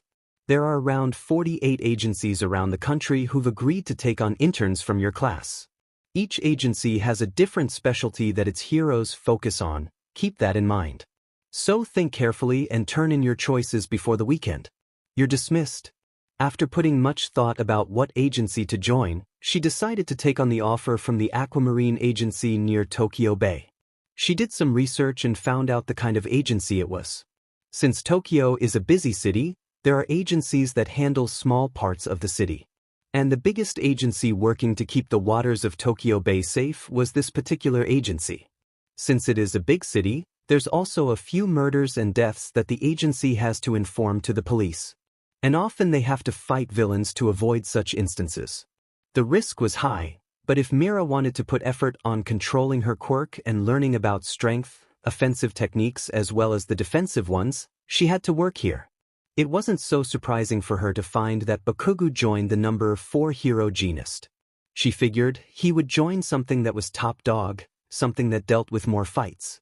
Midoriya got one offer from someone and he wanted to join, because he trained All Might as well. Kyoka joined Death Arm's hero agency and Todoroki joined Endeavor. She guessed it was Midoriya's influence that made him finally be able to handle stuffs about his father maturely. But the one that bugged her the most was Ida's choice of agency. She didn't know whether it was just a coincidence, but she had every reason to doubt considering the location of the agency was Hosu City. Maybe she was just overthinking, but Mira felt something was going on with Ida. Midoriya and Achiko told him to talk to them when everyone was at the station with their luggage, leaving for their internship. He replied with just a yes and left. His smile should have been enough to convince them, but it wasn't. His body language was screaming the exact opposite.